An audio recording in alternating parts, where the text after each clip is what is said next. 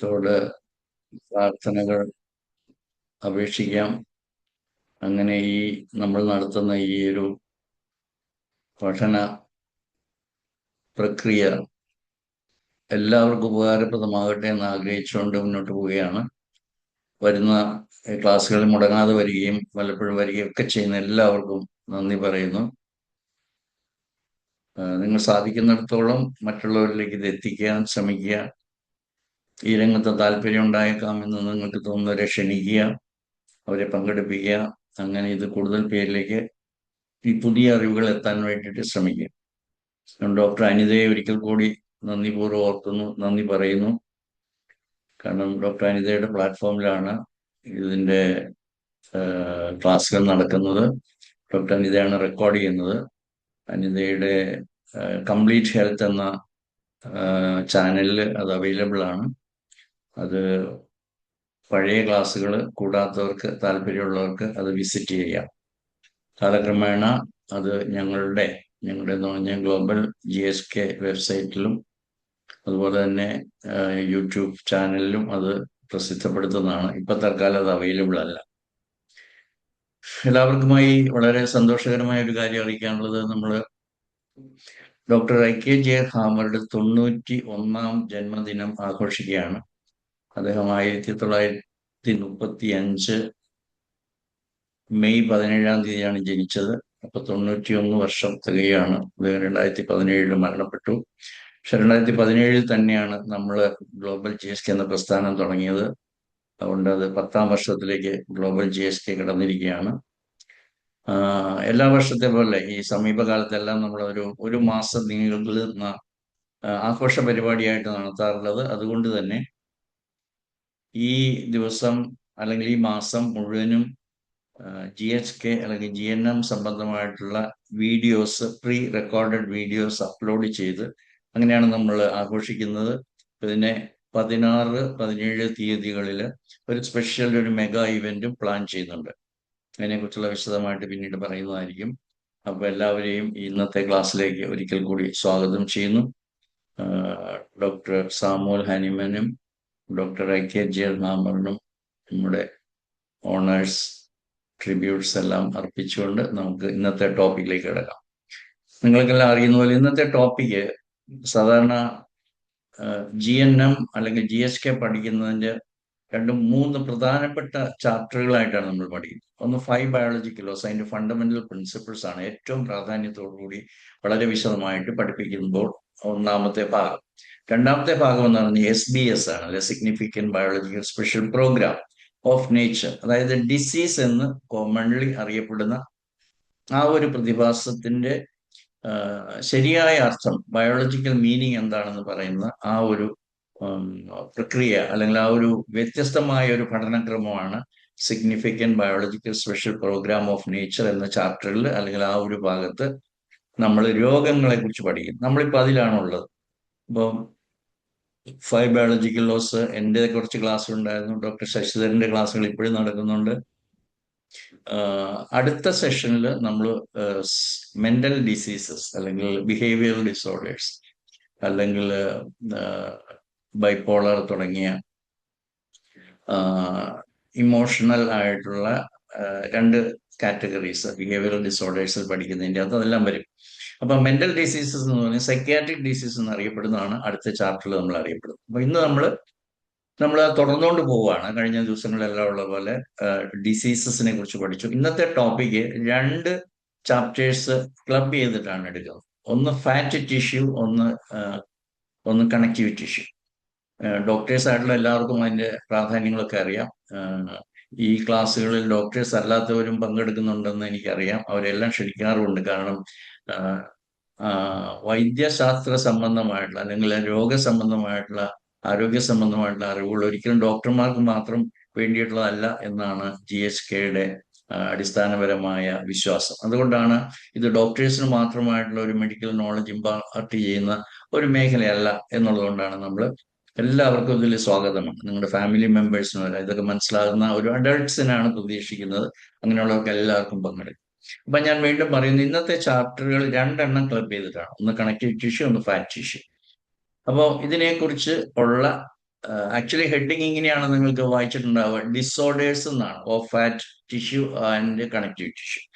നിങ്ങൾക്കെല്ലാം അറിയുന്ന പോലെ GHKയില് ഡിസോർഡർ എന്ന് ഇല്ല. Everything is in order.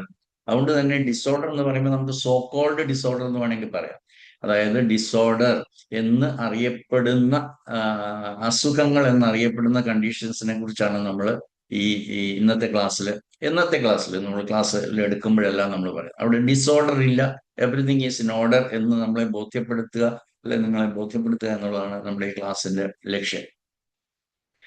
അപ്പോ ഈ ഈ ഇന്നത്തെ ടോപ്പിക്ക് ഫാറ്റ് ടിഷ്യൂ, എല്ലാവർക്കും അറിയുന്ന പോലെ അതിന്റെ എന്താ പറയാ, ഫാറ്റ് മലയാളത്തിൽ എന്താ, ലിപ്പിഡ് എന്ന് ഇംഗ്ലീഷിൽ തന്നെയാ പറയുക. എന്താണ് ശശി മലയാളത്തില് ഫാറ്റിന് പറയുന്നത്? കൊഴുപ്പ്. കൊഴുപ്പ്, അതെ, കൊഴുപ്പ് നമ്മുടെ ശരീരത്തിലുള്ള ഒരു പ്രധാനപ്പെട്ട ഒരു കോമ്പോണന്റ് ആണ്, അല്ലെങ്കിൽ ഒരു ഘടകമാണ്. അതുപോലെ തന്നെ കണക്റ്റീവ് ടിഷ്യൂ. നമ്മൾ കണക്റ്റീവ് ടിഷ്യൂ എന്ന് പറഞ്ഞാൽ എന്താണെന്ന് ഞാനിപ്പോൾ പറയും, അപ്പൊ നിങ്ങൾക്ക് മനസ്സിലാകും. അപ്പൊ ബോൺ എന്താണെന്നറിയാം, മസിൽ എന്താണെന്നറിയാം, അല്ലെങ്കിൽ ലിഗമെന്റ്സ് എന്താണെന്നറിയാം, ടെൻഡൻസ് എന്താണെന്നറിയാം, ഇങ്ങനെയുള്ള അല്ല ബ്ലഡ് വെസൽസ് എന്താണ്, ലിംഫോയിഡ് ടിഷ്യൂ ലിംഫാറ്റിക്സ് എന്താണ്, ഇതിനെക്കുറിച്ച് എല്ലാം അറിയാം. അതുപോലെ തന്നെ രണ്ട് പ്രത്യേക ടിഷ്യൂസിന്റെ പേരാണ് ഫാറ്റ് ടിഷ്യൂയും കണക്റ്റീവ് ടിഷ്യൂ. കണക്റ്റീവ് ടിഷ്യൂ എന്ന് അതിന്റെ വാക്ക് പറയുന്നത് പോലെ തന്നെ വിവിധ കലകളെ അല്ലെങ്കിൽ ടിഷ്യൂസിനെ ബന്ധിപ്പിക്കുന്ന ഒരു ഫംഗ്ഷൻ ഉള്ളതാണ്. അതുകൊണ്ട് തന്നെ അതിനെ കണക്ട് ചെയ്യുന്ന അല്ലെങ്കിൽ കണക്റ്റീവ് ടിഷ്യൂ എന്ന് അറിയപ്പെടുന്നു. അപ്പോ ഈ രണ്ട് മേഖലകളിലുള്ള രോഗങ്ങളെ കുറിച്ച് ഒരുപക്ഷെ എന്നെ ശ്രമിക്കുന്ന ഡോക്ടർമാർക്ക് പോലും ഇത് കണക്റ്റീവ് ടിഷ്യൂ ഡിസോർഡർ ആണ് അല്ലെങ്കിൽ ഫാറ്റി ടിഷ്യൂ ഡിസോർഡർ ആണ് എന്നുള്ള ബോധം ഉണ്ടായിട്ടില്ല എന്ന് എനിക്ക് തോന്നുന്നുണ്ട്. എന്തുകൊണ്ടാണെന്ന് എനിക്കില്ലായിരുന്നു.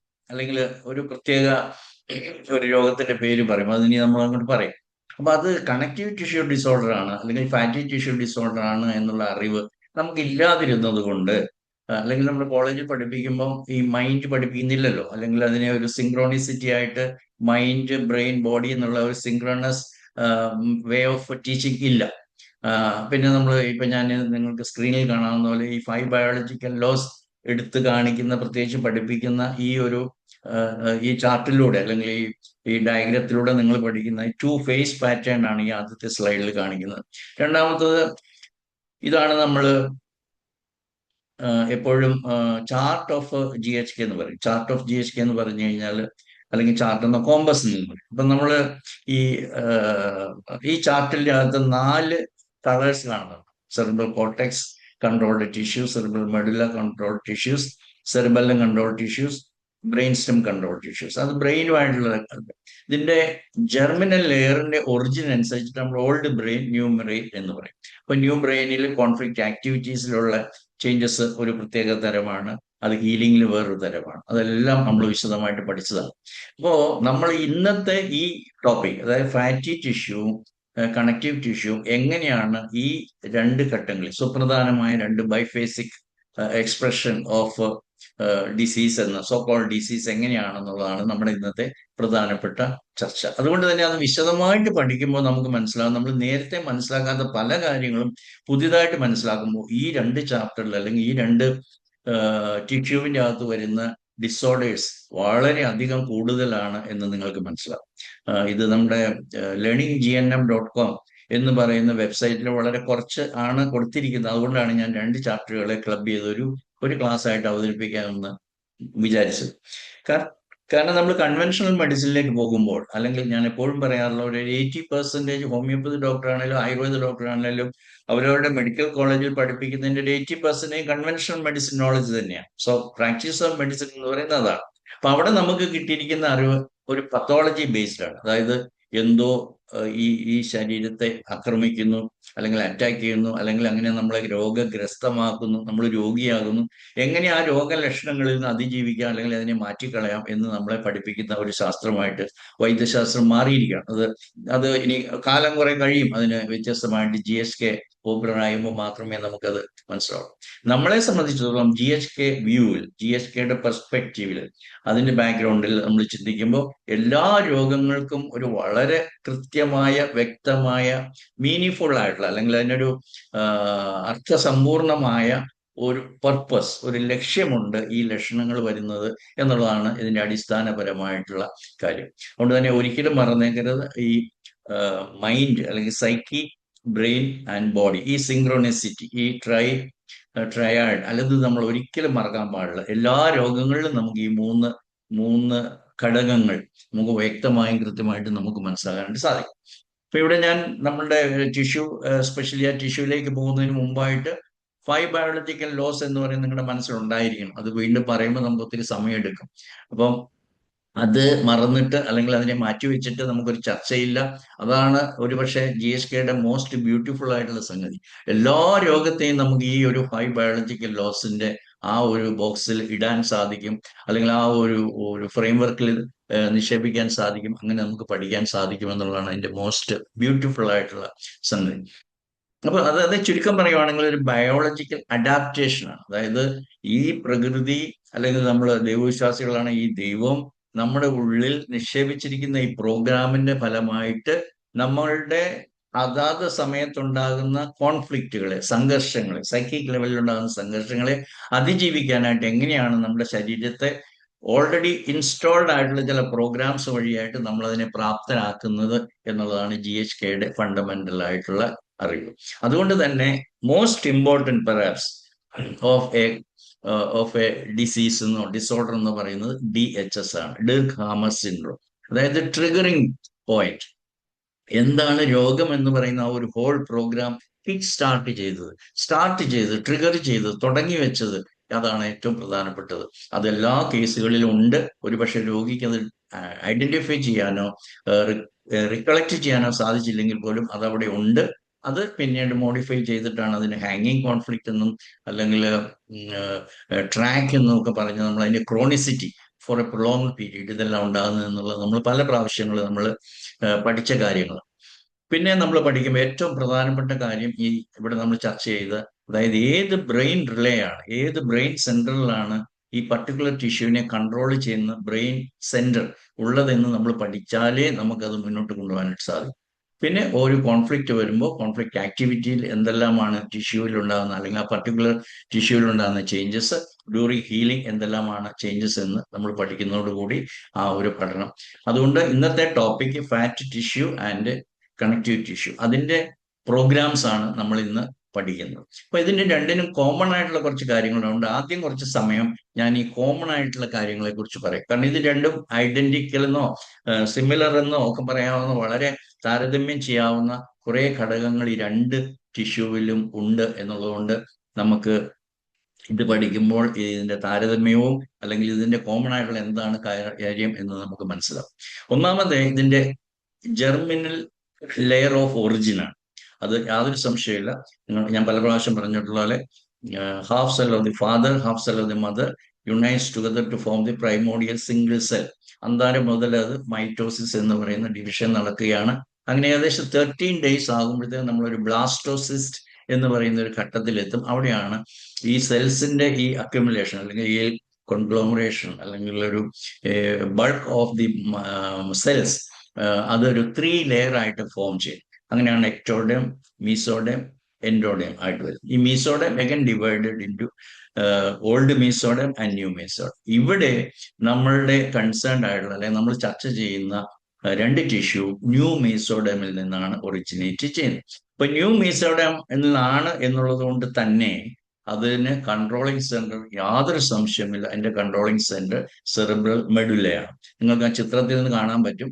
നിങ്ങൾക്ക് ആ ബൾക്കായിട്ട് കാണുന്ന ബ്രെയിനിന്റെ മേജർ ബൾക്ക് അത് സെറിബ്രം എന്ന് പറയുന്നതാണ്. അതിന്റെ ഇന്നർ ആയിട്ടുള്ള ഭാഗമാണ് നമ്മൾ വൈറ്റ് മാറ്റർ എന്നൊക്കെ പറയുന്ന സെറിബ്രൽ മെഡുല്ല. അതാണ് ഇതിനെ കൺട്രോൾ ചെയ്യുന്നത്. ഇപ്പോൾ നമ്മൾ കൂടുതൽ മുന്നോട്ട് പോകുമ്പോഴത്തേക്കും ഈ പറയുന്ന രണ്ട് ടിഷ്യൂവിനും അല്ലെങ്കിൽ എല്ലാ സെറിബ്രൽ മെഡുല കൺട്രോൾഡ് ആയിട്ടുള്ള ടിഷ്യൂവിനും അല്ലെങ്കിൽ ന്യൂ മീസോഡേം ഡിറൈവ്ഡ് ആയിട്ടുള്ള ടിഷ്യൂവിന് ഒരു പേരുണ്ട്, സർപ്ലസ് ഗ്രൂപ്പ് എന്നാണ് പറയുന്നത്. സർപ്ലസ് ഗ്രൂപ്പ് എന്ന് പറഞ്ഞു കഴിഞ്ഞാൽ when the healing takes place, resolution of a conflict സംഭവിക്കുന്നു, ഹീലിംഗ് സംഭവിക്കുന്നു, അതോടുകൂടി there will be an accumulation അല്ലെങ്കിൽ ഈ സെല്ലുലാർ ഡിപ്ലേഷൻ കോൺഫ്ലിക്റ്റ് ആക്ടിവിറ്റി നടക്കുന്നു. But during the conflict healing there will be an accumulation. എന്തിനു വേണ്ടിയിട്ടാണ്? In order to strengthen that particular tissue. ആ strengthen ചെയ്യാൻ വേണ്ടിയിട്ട് കൂടുതൽ ടിഷ്യൂ ഫോം ചെയ്യുമ്പോഴത്തേക്കും അവിടെ ഒരു surplus element, because at the end of this healing phase the real purpose, biological purpose സംഭവിക്കുന്നത് ഈ പറയുന്ന ഹീലിംഗ് സ്റ്റേജിലാണ്. അതിനാണ് നമുക്ക് സർപ്ലസ് ഗ്രൂപ്പ് എന്നൊക്കെ പറയുന്നത്. ഇപ്പൊ ഞാൻ ഓൾറെഡി പറഞ്ഞു, എംബ്രിയോളജിക്കൽ ഒറിജിൻ എന്ന് പറയുന്നത് ന്യൂ മീസോഡേം ഡിറൈവ്ഡ് ആണ്. ഈ ഈ ഗ്രൂപ്പിൽ നമുക്ക് പെടുത്താവുന്ന ധാരാളം ടിഷ്യൂ, നമ്മൾ ഇനിയും പഠിക്കാനായിട്ട് പോകുന്ന ടിഷ്യൂസ് ഉണ്ട്. അതിൽ ഏറ്റവും പ്രധാനപ്പെട്ടത് നമ്മൾ പഠിക്കാൻ പോകുന്ന ബോൺ ആണ്. ബോൺ ഇപ്പം ന്യൂ മീസോഡേം ഡിറൈവ്ഡ് ആയിട്ടുള്ള സെറിബ്രൽ മെഡുല കൺട്രോൾഡ് ആയിട്ടുള്ള ടിഷ്യൂവിൽ ഏറ്റവും പ്രധാനപ്പെട്ട അവയവം ഒരുപക്ഷെ ബോൺ ആയിരിക്കും. അല്ലെങ്കിൽ ഇതിന്റെ കോൺഫ്ലിക്റ്റിലേക്ക് നമ്മൾ പോകുമ്പോൾ നമ്മൾ പഠിക്കുമ്പോൾ അതിന്റെ സെൽഫ് ഡീവാല്യുവേഷൻ ആണ്. അപ്പൊ ഈ സെൽഫ് ഡീവാല്യുവേഷൻ കോൺഫ്ലിക്റ്റ് എന്ന് പറയുന്ന വളരെ ഇന്റൻസ് ആയിട്ട് ഈ സബ്ജക്റ്റ് അല്ലെങ്കിൽ ഈ വ്യക്തിയെ ബാധിക്കുന്നുണ്ടെങ്കിൽ അത് ബാധിക്കുന്നത് ബോൺസ് ആൻഡ് ജോയിന്റ്സിനെയാണ്. അപ്പൊ ഈ ബോൺസ് ആൻഡ് ജോയിന്റ്സ് ആണ് ഏറ്റവും തീവ്രമായിട്ടുള്ള സെൽഫ് ഡീവാല്യുവേഷൻ അഫക്റ്റ് ചെയ്യുമ്പോൾ അഫക്റ്റ് ചെയ്യപ്പെടുന്ന ടിഷ്യൂ. അപ്പൊ ബോണിനെ ബാധിക്കുക, നമ്മൾ മലയാളത്തിൽ ഞാൻ ഈ ക്ലാസ്സിൽ പല പ്രാവശ്യം പറഞ്ഞിട്ടുണ്ട്, അസ്ഥിയെ അസ്ഥിയെ പിടിച്ച എന്നൊക്കെ പറയും, അസ്ഥിയെ പിടിച്ച പ്രണയം പറയും, അസ്ഥിയെ പിടിച്ച സെൽഫ് ഡീവാല്യുവേഷൻ ആണ് ആക്ച്വലി ബോൺ ആൻഡ് മസിൽസ്. അത് കഴിഞ്ഞിട്ടാണ് വരുന്നത്. ബോൺസ് കഴിഞ്ഞിട്ടാണ് മസിൽസ്, ബോൺസ് അത് കഴിഞ്ഞിട്ടാണ് ടെൻഡൻസ്, ലിഗമെന്റ്സ് അതൊക്കെ വരുന്നത്. അപ്പൊ ഈ കാറ്റഗറിയിൽ പെടുത്താവുന്ന മറ്റ് ടിഷ്യൂ ആണ് blood vessels, lymph nodes as well as lymph vessels. അപ്പം lymph vessels, bones and joints, muscles, അതിന്റെ കൂടെ തന്നെയാണ് നമ്മൾ ഇന്ന് പഠിക്കാൻ പോകുന്ന, അതായത് ബ്ലഡ് വെസൽസ്, ലിംഫ് വെസൽസ്, അതിന്റെ കൂടെ തന്നെ നമ്മൾ പഠിക്കാൻ പോകുന്ന ഇന്നത്തെ ടോപ്പിക്, അതായത് ഫാറ്റ് ടിഷ്യൂവും കണക്റ്റീവ് ടിഷ്യൂ. ആക്ച്വലി ഇതും ഞാൻ പറഞ്ഞു സെറിബ്രൽ മെഡുലയാണ് കൺട്രോൾ ചെയ്യുന്നത്. ഓൾഡ് മീസോഡേം ആണ് അതിന്റെ ഒറിജിൻ. അപ്പോ സെൽഫ് ഡീവാല്യുവേഷൻ ആണ് കോൺഫ്ലിക്ട്. പക്ഷേ ഇവിടുത്തെ കോൺഫ്ലിക്റ്റിലേക്ക് നമ്മൾ അതിലേക്ക് പോകുന്നു. അത് വളരെ ലൈറ്റ് സെൽഫ് ഡീവാല്യുവേഷൻ എന്നാണ് പറയുന്നത്. ഒരുപക്ഷെ ഈ പറയുന്ന ബ്ലഡ് വെസൽസ്, ലിംഫ് വെസൽസ് ഒക്കെ കമ്പാരിറ്റീവ്ലി ലൈറ്റ് സെൽഫ് ഡീവാല്യുവേഷൻ ആണ് അതിന്റെ കോൺഫ്ലിക്ട്. അപ്പം ചുരുക്കി പറഞ്ഞാൽ ഈ പറയുന്ന ബോൺ, ഫാറ്റ് സെൽസ് അല്ലെ ഫാറ്റ് ടിഷ്യൂ, കണക്റ്റീവ് ടിഷ്യൂ, ഇന്നത്തെ ടോപ്പിക്ക്. മസിൽസ് ഞാൻ ഓൾറെഡി സ്കെൽറ്റൽ മസിൽസ് കഴിഞ്ഞ ക്ലാസ്സുകളിൽ എടുത്തതാണ്. ബ്ലഡ് വെസൽസ്, ലിംഫ് വെസൽസ്, ഇതിനെല്ലാം ഉള്ളത് കോമൺ ആയിട്ടുള്ള ബയോളജിക്കൽ പാറ്റേൺ ആണ്. അപ്പൊ അതിന്റെ during conflict activity, cellular depletion, during healing there will B cellular accumulation. ഇപ്പൊ നമ്മൾ ഫങ്ഷൻ ഓഫ് കണക്റ്റീവ് ടിഷ്യൂ, നമ്മൾ ഡിഫറെന്റ് ഫാറ്റി ടിഷ്യൂവിന്റെയും കണക്റ്റീവ് ടിഷ്യൂവിന്റെയും ഫങ്ഷൻ എന്താണ്, അതിന്റെ പർപ്പസ് അല്ലെങ്കിൽ എന്താണ് അത് ചെയ്യുന്നത്, അതിന്റെ ജോലി, ഫങ്ഷൻ എന്താണ്. അപ്പൊ ശരിക്കും അതിന്റെ വാക്കുകളിലൂടെ പറഞ്ഞത് തന്നെ സ്ട്രക്ചറൽ സപ്പോർട്ടാണ്. ഒരു ബോഡിയുടെ ആസ് എ ഹോൾ അതിനെ സപ്പോർട്ട് ചെയ്ത് നിൽക്കുന്നതിന് ഒരു പ്രധാനപ്പെട്ട, ഷേപ്പ് കൊടുക്കുന്നതിന് പ്രധാനപ്പെട്ട പങ്ക് വഹിക്കുന്ന ഒരു ടിഷ്യൂ ആണ് കണക്റ്റീവ് ടിഷ്യൂ. അതായത് പല ടിഷ്യൂവിനെയും കണക്ട് ചെയ്യുന്നു എന്നുള്ളത് കൊണ്ടാണ് അതിന് ആ പേര് വരുന്നത്. Like muscles, bones, ligaments, blood vessels, fat tissue, ഇതിനെല്ലാം കണക്ട് ചെയ്യുക എന്നുള്ളതാണ് കണക്റ്റീവ് ടിഷ്യൂവിന്റെ ഫങ്ഷൻ തന്നെ. അപ്പോ ഇതിനെ ഏത് ടിഷ്യൂവിനെയാണോ അത് കണക്ട് ചെയ്യുന്നത്, ഈ കണക്റ്റീവ് ടിഷ്യൂവിന് അതിനെ സ്ട്രെങ്തൻ ചെയ്യാൻ, കൂടുതൽ ശക്തിപ്പെടുത്താനും ഉള്ള കഴിവുണ്ട് എന്നുള്ളത് നമ്മൾ മനസ്സിലാക്കുക. അപ്പൊ കണക്റ്റീവ് ടിഷ്യൂ വരുന്നതോടുകൂടി ഏത് ടിഷ്യൂവിനെയാണോ അല്ലെ ഏത് ടിഷ്യൂകളെയാണോ കണക്ട് ചെയ്യുന്നത് അതിനൊരു സ്ട്രെങ്തനിങ്, ശക്തി കൊടുക്കാൻ വേണ്ടിയിട്ടുള്ള ഒരു ജോലിയും കൂടി ഈ കണക്റ്റീവ് ടിഷ്യൂ ഉണ്ട്. എങ്ങനെയാണ് അത് സാധിക്കുക? മിക്ക സമയത്തും അതിനൊരു scar tissue formation, this is very important. നിങ്ങളുടെ ശരീരത്തിൽ എവിടെയെങ്കിലും ഒരു സ്കാർ ഉണ്ടെങ്കിൽ, അല്ലെങ്കിൽ നമുക്ക് ഇന്റേണൽ ആയിട്ടും സ്കാർ ഡെവലപ്പ് ചെയ്യാം. ഇപ്പൊ എവിടെ എല്ലാം ഈ സ്കാർ ടിഷ്യൂ ഉണ്ടോ, സ്കാർ എന്ന് പറഞ്ഞാൽ വടു എന്നൊക്കെ പറയും, സ്കാർ ടിഷ്യൂ ഉണ്ടായ അവിടെയെല്ലാം ഈ കണക്റ്റീവ് ടിഷ്യൂ ആക്ടിവിറ്റി വളരെ കൂടുതലാണ് എന്ന് നമ്മൾ മനസ്സിലാക്കുക. അപ്പൊ അത് റിപ്പയർ ചെയ്യുന്ന സമയത്ത് കോൺഫ്ലിക്റ്റ് കഴിഞ്ഞു, അതിന്റെ റെസൊല്യൂഷൻ കഴിഞ്ഞു, കോൺഫ്ലിക്റ്റ് ആക്ടിവിറ്റി കഴിഞ്ഞ് റെസൊല്യൂഷൻ കഴിഞ്ഞിട്ട് കോൺഫ്ലിക്റ്റ് ഹീലിംഗ് സ്റ്റേജിലാണ് ഉണ്ടാകുന്നത്. അപ്പൊ ഈ സ്കാർ ഫോർമേഷനെ കുറിച്ച് ഞാൻ പലപ്പോഴും ക്ലാസ്സിൽ പറഞ്ഞിട്ടുണ്ടോ എന്ന് എനിക്ക് അറിയത്തില്ല. നമ്മൾ ഒരു കൃഷി ഇടത്ത് ഒരു ഒരു മരം, ഒരു റബ്ബർ മരമോ ഏതെങ്കിലും ഒരു ചെടിയോ ഒടിഞ്ഞ് കാറ്റത്ത് അല്ലെങ്കിൽ മഴയത്ത് ഒടിഞ്ഞു വീണു, അല്ലെങ്കിൽ മനുഷ്യൻ തന്നെ അറിയാതെ ചവിട്ടി ഒടിഞ്ഞു പോയി എങ്കിൽ അത് അവിടെ നമ്മൾ നശിപ്പിച്ച് റിമൂവ് ചെയ്തിട്ടില്ലെങ്കിൽ അവിടെ ഒരു റിപ്പയറിംഗ് നടക്കും. അതായത് ആ ഡാമേജ് ആയിട്ടുള്ള ടിഷ്യൂവിന്റെ ചുറ്റുവട്ടത്തും ഒരു റിപ്പയറിംഗ്, അതിനാണ് നമ്മൾ സ്കാർ ടിഷ്യൂ എന്ന് പറയുന്നത്. അതെന്തിനു വേണ്ടിയിട്ടാണ് ഈ പ്രകൃതി വെച്ചിരിക്കുന്നത്? അതിനെ സ്ട്രെങ്തൻ ചെയ്യാൻ വേണ്ടി. അതായത് ഇനി ഒരു പക്ഷേ ആരെങ്കിലും ചവിട്ടിയാലോ മഴ വന്നാലോ കാറ്റ് വന്നാലോ അത് ഒടിയരുത്, കൂടുതൽ സ്ട്രോങ് ആയിട്ട് നിൽക്കണം. ഏതായാലും ഒടിഞ്ഞു, പക്ഷെ ആ ഒടിഞ്ഞ സാഹചര്യത്തിൽ അതിനെ ബലപ്പെടുത്താൻ വേണ്ടിയിട്ടാണ് ഈ പറയുന്ന സ്കാർ ടിഷ്യൂ ഉണ്ടാകുന്നത്. അതിൽ ഏറ്റവും പ്രധാനപ്പെട്ട ഒരു സ്കാർ ടിഷ്യൂ ഉണ്ടാകുന്ന ഒരു സ്ഥലമാണ് നമ്മുടെ ബ്രെയിൻ. ഒരുപക്ഷെ നമ്മൾ ബ്രെയിൻ ട്യൂമർ എന്നറിയപ്പെടുന്ന മിക്കവാറും ഒപ്പേസിറ്റീസ് സി ടി സ്കാനൊക്കെ എടുക്കുമ്പോഴത്തേക്കും നമ്മൾ ഒരു സ്കാർ പോലെ അല്ലെങ്കിൽ ഒരു ഒപ്പേക്ക് ആയിട്ടുള്ള അല്ലെങ്കിൽ ലൈറ്റിനെ പാസ് ചെയ്യാത്ത ഒരു ഡാർക്ക് ഏരിയ ഒക്കെ കാണുമ്പോൾ മിക്കവാറും കൺവെൻഷണൽ മെഡിസിൻ പറയും ദർ ഇസ് എ ഒന്നെങ്കിൽ അത് ബ്ലഡ് ബ്ലീഡിംഗ് ആണ്, അല്ലെങ്കിൽ അവിടെ ബ്ലഡ് ക്ലോട്ട്സ് ആണ്, അല്ലെങ്കിൽ ഒരു സെറിബ്രോ വാസ്കുലർ ആക്സിഡന്റ് ആണ്. അത് രണ്ടും വരും, ട്യൂമറും. അപ്പൊ ഒരു ബ്രെയിൻ ട്യൂമർ എന്നൊക്കെ പറഞ്ഞു വരുന്ന മിക്കവാറും കേസുകളിൽ എന്താണ് സംഭവിക്കുന്നത്? ഡ്യൂറിങ് കോൺഫ്ലിക്റ്റ് ആക്ടിവിറ്റി ഓരോ ന്യൂറോൺസിന്റെയും ഒരു ഇൻസുലേഷൻ ഉണ്ട്. അത് ഗ്ലൂയിയാണ്. ഗ്ലൂയി മീൻസ് സ്റ്റിക്കിയാണ്. അതിന്റെ സ്റ്റിക്കി കണക്ഷൻ അല്ലെങ്കിൽ സ്റ്റിക്കി ആസ്പെക്ട് കൊടുക്കുന്ന അതിന്റെ ഒട്ടല് പശ ഇൻസുലേഷൻ അത് കൊടുക്കുന്നത് കണക്റ്റീവ് ടിഷ്യൂ ആണ്. അതുകൊണ്ട് എനി ഡാമേജ് അല്ല, any conflict in the mind impacts in the brain. ആ ബ്രെയിനിൽ പർട്ടിക്കുലർ ലൊക്കാലിറ്റി, അത് ചിലപ്പം നമ്മുടെ വിഷ്വൽ കോർട്ടെക്സിലായിരിക്കും, അല്ലെങ്കിൽ ടെമ്പറൽ ലോബിലായിരിക്കും, ഫ്രോണ്ടൽ ലോബിലായിരിക്കും.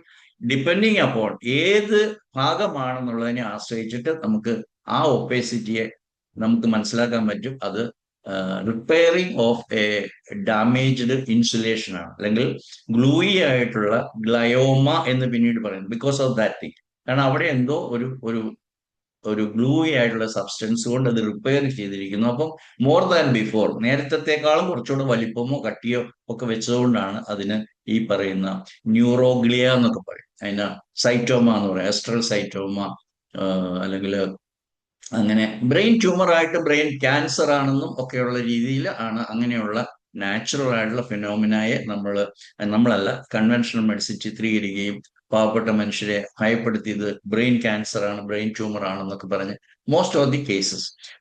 പല കേസുകളിൽ എങ്ങനെയാണെന്ന് വെച്ചാൽ പണ്ടെന്നോ ഒരു കോൺഫ്ലിക്റ്റ് ഉണ്ടായി സൈക്കിക് ലെവലില്, അന്നെന്നോ എവിടെ ഒരു ട്യൂമർ ഉണ്ടായി, പക്ഷെ പിന്നീട് കുറെ നാൾ കഴിഞ്ഞ് സി ടി സ്കാൻ എടുത്തപ്പോഴാണ് അവിടെ ഈ ഒപ്പേസിറ്റി കാണുന്നത്. അപ്പോഴതിനെ ബ്രെയിൻ ട്യൂമർ ആയിട്ടും അങ്ങനെയൊക്കെ വിശദീകരിച്ചിട്ട് വീണ്ടും ഭയപ്പെടുത്തലുകൾ നടന്നുകൊണ്ട്. ഇനി നമ്മൾ ഫാറ്റി ടിഷ്യൂവിനെ കുറിച്ച് പറയുമ്പോൾ അതുപോലെ തന്നെയാണ്. അതായത് നമ്മളുടെ അത് എവിടെയൊക്കെയാണ് അതുള്ളതെന്ന് നമുക്കറിയാം.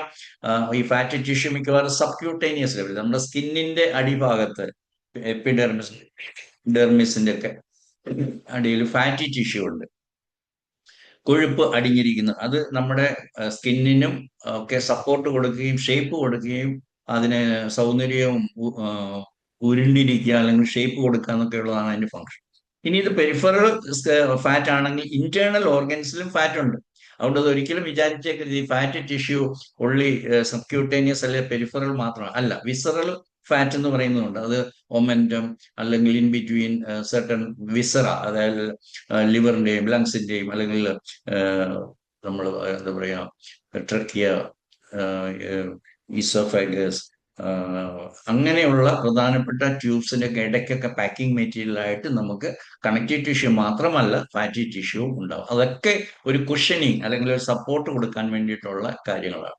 അപ്പോൾ ഇത് ഏകദേശം കണക്റ്റീവ് ടിഷ്യൂ ചെയ്യുന്ന ജോലികളൊക്കെ തന്നെയാണ്. അല്ലെങ്കിൽ ഇങ്ങനെ നമുക്ക് പറയാം, ഈ ഫാറ്റ് സെൽസിന്റെ അകത്ത് തന്നെ അല്ലെ ഫാറ്റ് ടിഷ്യൂവിന്റെ അകത്ത് തന്നെ കണക്റ്റീവ് ടിഷ്യൂ ഉണ്ടെന്ന് പറയാം. എന്ന് വെച്ചാൽ അവരുടെ ജോലി അങ്ങോട്ടും ഇങ്ങോട്ടും കോംപ്ലിമെന്ററി ആണ്, അങ്ങോട്ടും ഇങ്ങോട്ടും സപ്പോർട്ടീവ് ആണ്.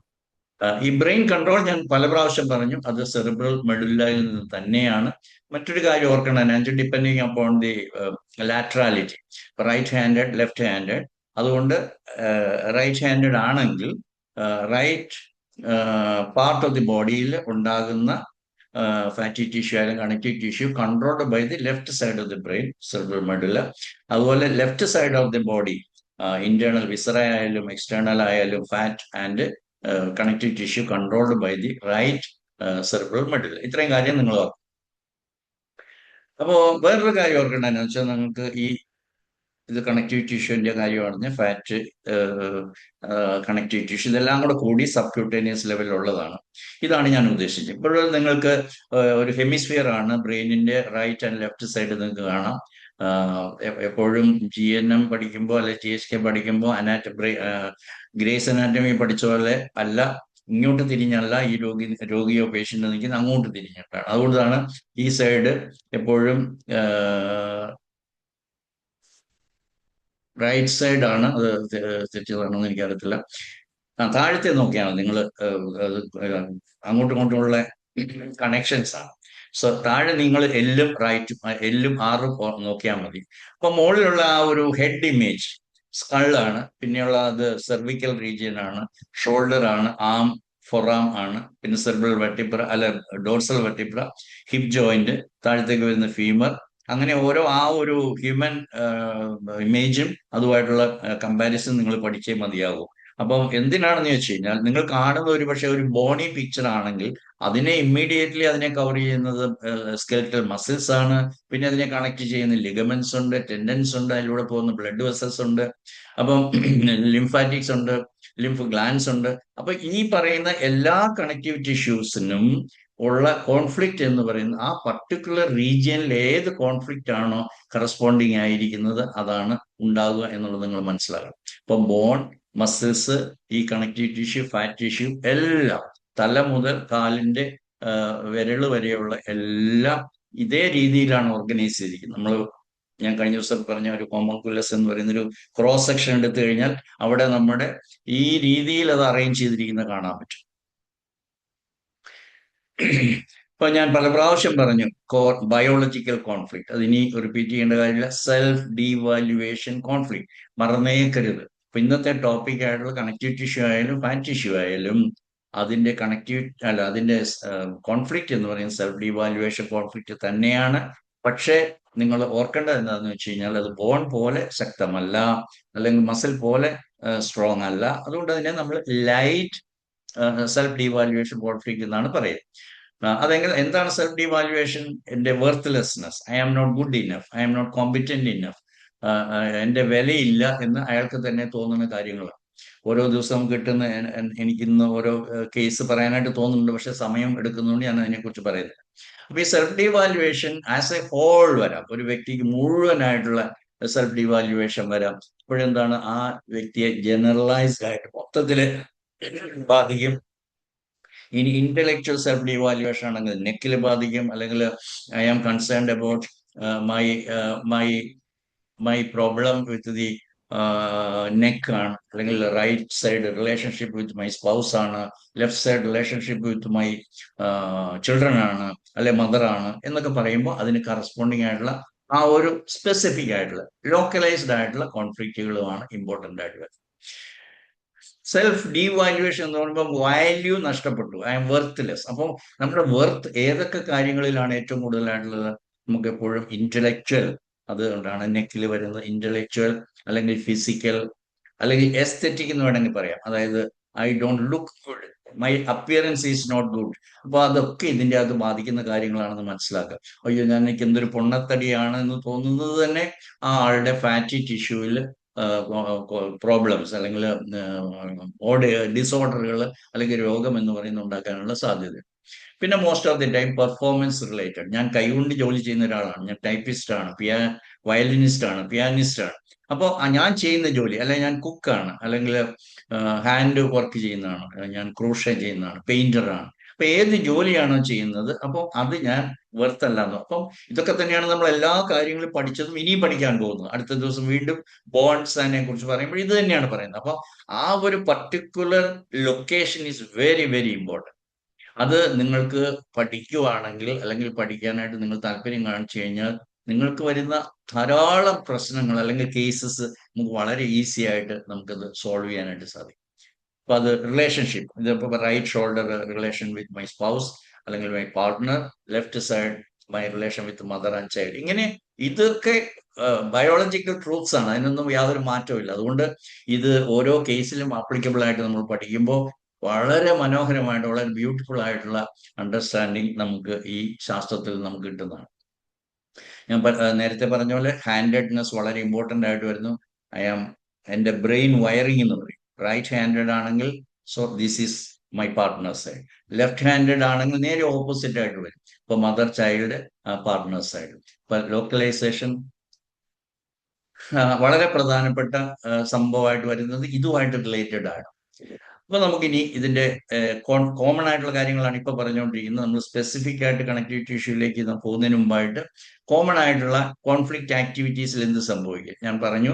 അത് ന്യൂ ബ്രെയിൻ ബ്രെയിൻ ടിഷ്യൂ ആണ്, അതിനെ കൺട്രോൾ ചെയ്യുന്ന സെർബ്രൽ മെഡുലയാണ്. അതുകൊണ്ട് തന്നെ during the conflict activity tissue destruction ഉണ്ടാവും.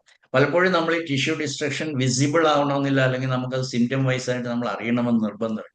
പക്ഷെ നമ്മൾ during healing most of the symptoms during healing നമ്മൾ അനുഭവവേദ്യമാകും, അല്ലെങ്കിൽ നമുക്കത് എക്സ്പീരിയൻസ് ആവും. അപ്പൊ ഈ നെക്രോസിസ് നിങ്ങൾ മറക്കരുത്. ഡ്യൂറിങ് കോൺഫ്ലിക്റ്റ് ആക്ടിവിറ്റി നമുക്ക് നെക്രോസിസ് ആണ് ഉണ്ടാകുക. അതൊരു സൈലന്റ് ഫേസ് നമുക്ക് പറയാം, കാരണം നമ്മളത് നോട്ടീസ് ചെയ്യണമെന്ന് നിർബന്ധമാണ്. അതായത് അതിന്റെ ആ സമയത്ത് നമ്മൾ കോൺഫ്ലിക്റ്റ് പ്രധാനമായിട്ടും നമ്മുടെ സൈക്കിക് ലെവലിലാണ് ഉണ്ടാകുന്നത്. ബ്രെയിനിൽ നമുക്കൊരു പക്ഷെ ഉറക്കം നഷ്ടപ്പെട്ടു, അല്ലെങ്കിൽ ഇന്ന് എണീറ്റപ്പോൾ രാവിലെ തലവേദനയാണ്. ഇതൊക്കെ നമ്മൾ കോൺഫ്ലിക്റ്റ് ആക്ടിവിറ്റീസിലൂടെ കടന്നു പോകുമ്പോൾ ഉണ്ടാകുന്ന കോമൺ സിംറ്റംസ് ആണ്. അത് നമ്മൾ മനസ്സിലാക്കത്തില്ല. എങ്ങനെയാണ് പിന്നീട് നമുക്ക് ബോണിലാണ് ബാധിക്കുന്നത്, പിന്നീട് മസിലിലാണ് ബാധിക്കുന്നത്, കണക്റ്റീവ് ടിഷ്യൂവിലാണ്, അല്ലെങ്കിൽ നമ്മൾ ഫാറ്റി ടിഷ്യൂവിലാണ്.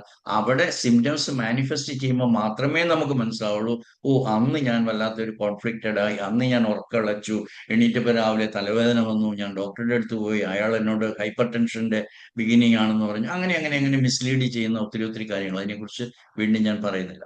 അപ്പോൾ ഡ്യൂറിങ് ഹീലിംഗിൽ എന്താ സംഭവിക്കുന്നത്? നിങ്ങൾക്കെല്ലാം അറിയുന്നതല്ലേ, മിക്കവർക്കും ഇതിനോടൊക്കെ അറിയുന്നതല്ലേ, ഹീലിംഗ് സ്റ്റേജിന് 2 സ്റ്റേജ് ഉണ്ട്. ഒന്ന് PCL-A എന്ന് പറയും, intervened by the epileptoid crisis അല്ലെ healing crisis, followed by PCL-B. അപ്പൊ PCL-Aയിൽ എന്താണ് സംഭവിക്കുന്നത്?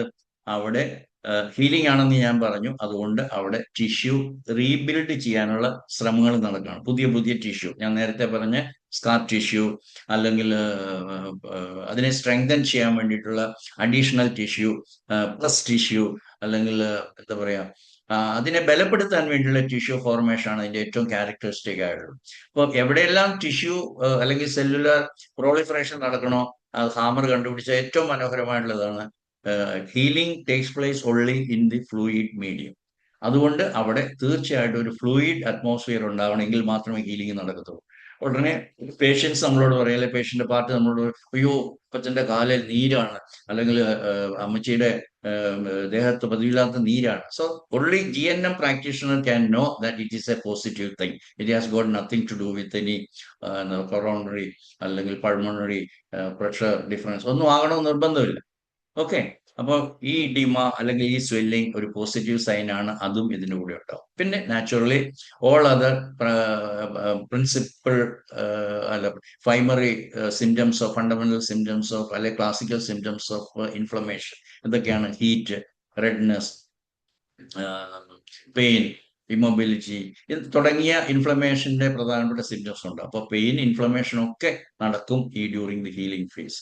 ഇതിന്റെ എപ്പിലെപ്റ്റോഡ് ക്രൈസിസ് ഞാൻ നേരത്തെ പറഞ്ഞാൽ ദാറ്റ് ഓൾസോ ക്യാൻ ഗോ അൺനോട്ടീസ്. നമ്മൾ ശ്രദ്ധിക്കാതെ പോകാം, കാരണം ഇത് ആ ടിഷ്യൂവിന്റെ പ്രത്യേകത കൊണ്ടാണ്. നമുക്കൊരു നേരത്തെ പഠിച്ചിട്ടുള്ളതാണ്, അതായത് ആ കോൺഫ്ലിക്റ്റ് ആക്ടിവിറ്റീസിന്റെ സിംറ്റം തന്നെയാണ് ഡ്യൂറിങ് ദി എപ്പിലെപ്റ്റോഡ് ക്രൈസിസ് ഉണ്ടാകുന്നത്. അതുകൊണ്ട് അത് മിക്കവാറും ഒരു peak of the acute phase ആണ്. അത് നമ്മൾ ശ്രദ്ധിക്കപ്പെടാതെ പോകാം. എന്തായാലും അതിലെ ബ്രെയിൻ ടിഷ്യൂവിൽ ഉണ്ടാകുന്ന മാറ്റങ്ങൾ നമ്മൾ ഓർമ്മ വേണം. അപ്പോൾ എപ്പോഴും during the healing there will B accumulation of fluid. അതുകൊണ്ട് ആ ഫ്ലൂയിഡ് വി കോൾ ബ്രെയിൻ ഇഡിമ. ആ ബ്രെയിൻ ഇഡിമ എന്ന് പറയുന്ന GHKയിൽ മാത്രം പഠിക്കുന്ന, GHKയിൽ മാത്രം മനസ്സിലാക്കാൻ സാധിക്കുന്ന ഒരു വളരെ വിലപ്പെട്ട ഒരു അറിവാണ്. എനിക്കൊന്നും അറിയില്ല, അത് ഞാൻ GHK പഠിച്ചതിന് ശേഷമാണ് സ്ട്രെസ് പുഷ് അല്ലെ ബ്രെയിൻ പ്രഷർ എന്നൊക്കെ പറയുന്നത് അതിനെ കുറിച്ചുള്ള വളരെ വ്യക്തമായും കൃത്യമായിട്ടുള്ള അറിവ് കിട്ടിയത്. വളരെ വിലപ്പെട്ട അറിവാണെന്ന് ഞാൻ ഒരിക്കൽ കൂടി പറയുന്നു. അതുകൊണ്ട് ഒരു എക്സ്പൾഷൻ ഓഫ് ഇഡിമ, അത് ചിലപ്പോൾ യൂറിനേഷൻ ഫേസ് ആയിരിക്കും, യൂറിനറി ഫേസിലായിരിക്കും, അല്ലെങ്കിൽ ചിലപ്പോൾ ഇതിപ്പോ എൻഡോഡെമോ ഡിറൈവ്ഡ് അല്ലാത്തതുകൊണ്ട് വോമിറ്റിംഗ്, ഡയറിയ അതൊന്നും നടക്കത്തില്ല. പക്ഷെ നമുക്ക് അങ്ങനെയുള്ള ചില സിംറ്റംസും ഉണ്ടാവും. അപ്പോൾ ഞാൻ വീണ്ടും റിപ്പീറ്റ് ചെയ്യുന്നു, അപ്പൊ എപ്പിലെപ്റ്റോഡ് കേസസ് പലപ്പോഴും നമ്മൾ നോട്ടീസ് ചെയ്യപ്പെടാതെ പോകാനുള്ള സാധ്യത. ഇനി രണ്ടാമത്തെ സ്റ്റേജ് വെരി ഇമ്പോർട്ടന്റ് ആണ്. അപ്പോൾ അതിനെക്കുറിച്ച് പേടിക്കാതെ നിങ്ങൾക്ക് ഇരിക്കാം. എന്തുകൊണ്ടാണ്? It's already healing. Healing takes place. അത് എന്തുകൊണ്ടാണ്? There will be scar formation. അപ്പൊ ഏതെങ്കിലും ഒരു ടിഷ്യൂവിൽ സ്കാർ വന്നു, ദാറ്റ് മേ ബി എന്താ പറയുക, ugly to look, dirty to be shown to the public, ശരിയായിരിക്കും. പക്ഷെ ദാറ്റ് ഈസ് സ്ട്രെങ്തനിങ്, കാരണം അത് സർപ്ലസ് ഗ്രൂപ്പ് ആണ്. During healing biological purpose serve ചെയ്തു. അതുകൊണ്ട് തന്നെ അത് ടിഷ്യൂവിന് ഇനി മേലിൽ വേറൊരു അറ്റാക്ക് വരാതിരിക്കാനായിട്ട്, ടിഷ്യൂവിലല്ല ആകണമെന്നില്ല, അറ്റാക്ക് ബ്രെയിനിലായിരിക്കും അല്ലെ മൈൻഡിലായിരിക്കും. ആ മൈൻഡിലുണ്ടാകുന്ന ഇനിയും ബാധിക്കാതിരിക്കാൻ വേണ്ടി ബോഡി അതിനെ തയ്യാറാക്കുന്ന പ്രക്രിയയാണ് ഈ സ്കാർ ഫോർമേഷൻ. എന്തിനാണ്? അപ്പൊ ടിഷ്യൂവിനെ സ്ട്രെങ്തൻ ചെയ്യുകയാണ്, അപ്പൊ അതിനെ കട്ടിവെക്കുകയാണ്, ഇനി വേറൊരു അറ്റാക്ക് വരാതിരിക്കാനായിട്ട്. അതോടുകൂടി ഈ റിപ്പയർ ഫേസ് അല്ലെങ്കിൽ ഹീലിംഗ് ഫേസ് എന്ന് പറയുന്നത് കംപ്ലീറ്റ് ആവും. അപ്പോൾ എന്താണ് ബയോളജിക്കൽ പർപ്പസ് എന്ന് വളരെ കൃത്യമായിട്ട് നമ്മൾ മനസ്സിലാക്കുക. അതോടുകൂടി ബയോളജിക്കൽ പർപ്പസ് സെർവ് ചെയ്യപ്പെടുകയാണ്, അതോടുകൂടി അതിന്റെ പർപ്പസ് സെർവ് ചെയ്യുകയാണ്, അതോടുകൂടി ആ പ്രോഗ്രാം SBS എന്ന് പറയുന്നത് എൻഡ് വളരെ ഭംഗിയായിട്ട് മനോഹരമായിട്ട് അത് അവസാനിച്ചു. ആ പ്രോഗ്രാം എന്ന് പറഞ്ഞാൽ അത് പിന്നീട് റെക്കർ ചെയ്യാനുള്ള സാധ്യതകൾ കുറവാണ്. കാരണം ആ tissue already made more stronger than before. അത് നിങ്ങളുടെ മനസ്സിലുണ്ടാകണം. അപ്പൊ സ്കാർ ടിഷ്യൂയിലുണ്ടെങ്കിൽ വീണ്ടും വേറൊരു സ്കാർ വരാനുള്ള സാധ്യതയില്ല. കാരണം അത് അത്രമാത്രം ഫേം ആയിട്ടാണ് പ്രകൃതി അതിനെ അപ്പൊ എന്താണ്, എന്തിനു വേണ്ടിയിട്ടാണ്? In order to prevent further attack in future. ഭാവിയിൽ ഇതേപോലെയുള്ള ഒരു കോൺഫ്ലിക്റ്റ് വന്നാൽ അതിന് നമ്മുടെ ബോഡി തയ്യാറായി, പ്രിപ്പയർ ആയി എന്നാണ് അതിന്റെ അർത്ഥം. ഇനി നമ്മൾ കണക്റ്റീവ് ടിഷ്യൂവിന്റെ വളരെ കൃത്യമായിട്ടുള്ള കുറച്ച് കേസസിലേക്ക് നമ്മൾ പോവുകയാണ്.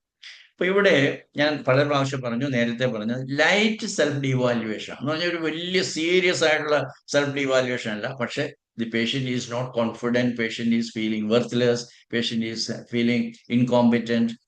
അത് സെർബൽ അല്ലെങ്കിൽ ഇന്റലക്ച്വൽ ആവാം, എസ്തെറ്റിക് അല്ലെങ്കിൽ അപ്പിയറൻസ് വൈസ് ആവാം, പെർഫോമൻസ് വൈസ് ആവാം, റിലേഷൻഷിപ്പ് വൈസ് ആവാം. ഇങ്ങനെയുള്ള പല കാരണങ്ങൾ കൊണ്ടും I am not competent and therefore my value has gone down. ഇതാണ് ഈ പറയുന്ന കോൺഫ്ലിക്റ്റ്. ഇനി എന്താണ് അതിന്റെ? ജനറലൈസ്ഡ് ആയിട്ടും ആകാം, അതൊരു ലോക്കലൈസ്ഡും ആകുക. അല്ലെങ്കിൽ എൻ്റെ കൈ അല്ലെങ്കിൽ ഷോൾഡർ, എൻ്റെ ബാക്ക്, ഇങ്ങനെയുള്ള പ്രത്യേക ഏരിയാസിലുള്ള കണക്റ്റീവ് ടിഷ്യൂ അല്ലെങ്കിൽ ഫാറ്റി ടിഷ്യൂവിനെയും ബാധിക്കും. അപ്പോൾ ഞാൻ അതിന്റെ ഹോൾ പ്രോഗ്രാമിനെ കുറിച്ച് പറയുമ്പോൾ കണക്റ്റീവ് ടിഷ്യൂവിൽ നെക്രോസിസ് ആണ് സംഭവിക്കുന്നത്, അത് പറഞ്ഞു ഓൾറെഡി. അപ്പോൾ ഡ്യൂറിങ് ദി കോൺഫ്ലിക്റ്റ് ആക്ടിവിറ്റി അല്ലെ CA ഫേസ്, വാട്ട് ഹാപ്പൻസ്? അവിടെ ടിഷ്യൂ ഡിസ്ട്രക്ഷൻ ആൻഡ് നെക്രോസിസ് അല്ലെ ടിഷ്യൂ ഡിപ്ലീഷൻ നടക്കും.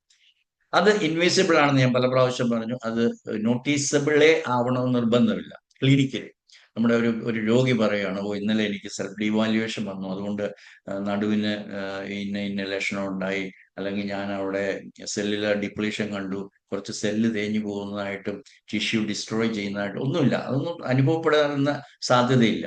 നമ്മളത് പേരുകൊണ്ട് അല്ലെങ്കിൽ അതിന്റെ മാനിഫെസ്റ്റേഷൻ കൊണ്ട് പറയുമ്പോൾ അത് പലപ്പോഴും അതിന് ഓരോ പേരുകൾ കൺവെൻഷണൽ മെഡിസിൻ കൊടുത്തിട്ടുണ്ട്. ചെറിയ ചെറിയ ചെറിയ മുഴകളാണെങ്കിൽ അതിന് ഫൈബ്രോമ എന്ന് പറയും. അത് കുറച്ച് വലുതാണെങ്കിൽ അതിന് സാർക്കോമ എന്ന് പറയും. സെയിം. അപ്പോൾ നമുക്ക് കണക്റ്റീവ് ടിഷ്യൂവിൽ ഉണ്ടാകുന്ന ഡ്യൂറിങ് കോൺഫ്ലിക്റ്റ് ആക്ടിവിറ്റി ഇത് കോൺഫ്ലിക്റ്റ് ആക്ടിവിറ്റി ആണ്. ഈ ഡിസ്ട്രക്ഷൻ കൊണ്ട് തന്നെ അവിടെ ഒരു ഫൈബ്രസ് മാനിഫെസ്റ്റേഷൻ വരാം. അതിനെ സാർക്കോമ എന്ന് വിളിക്കാം, അല്ലെങ്കിൽ ആ സാർക്കോമയെ ക്യാൻസർ എന്ന് കൺവെൻഷണൽ മെഡിസിൻ വിളിക്കാം. ഇതെല്ലാം നടക്കുന്ന കാര്യങ്ങളാണ്. പലപ്പോഴും ഇതെല്ലാം ഒരു ഒരു പെട്ടെന്നുള്ള ഡിസ്ട്രക്ഷൻ കൊണ്ട് അവിടെ ഉണ്ടാകുന്ന ഫോർമേഷനാണ്.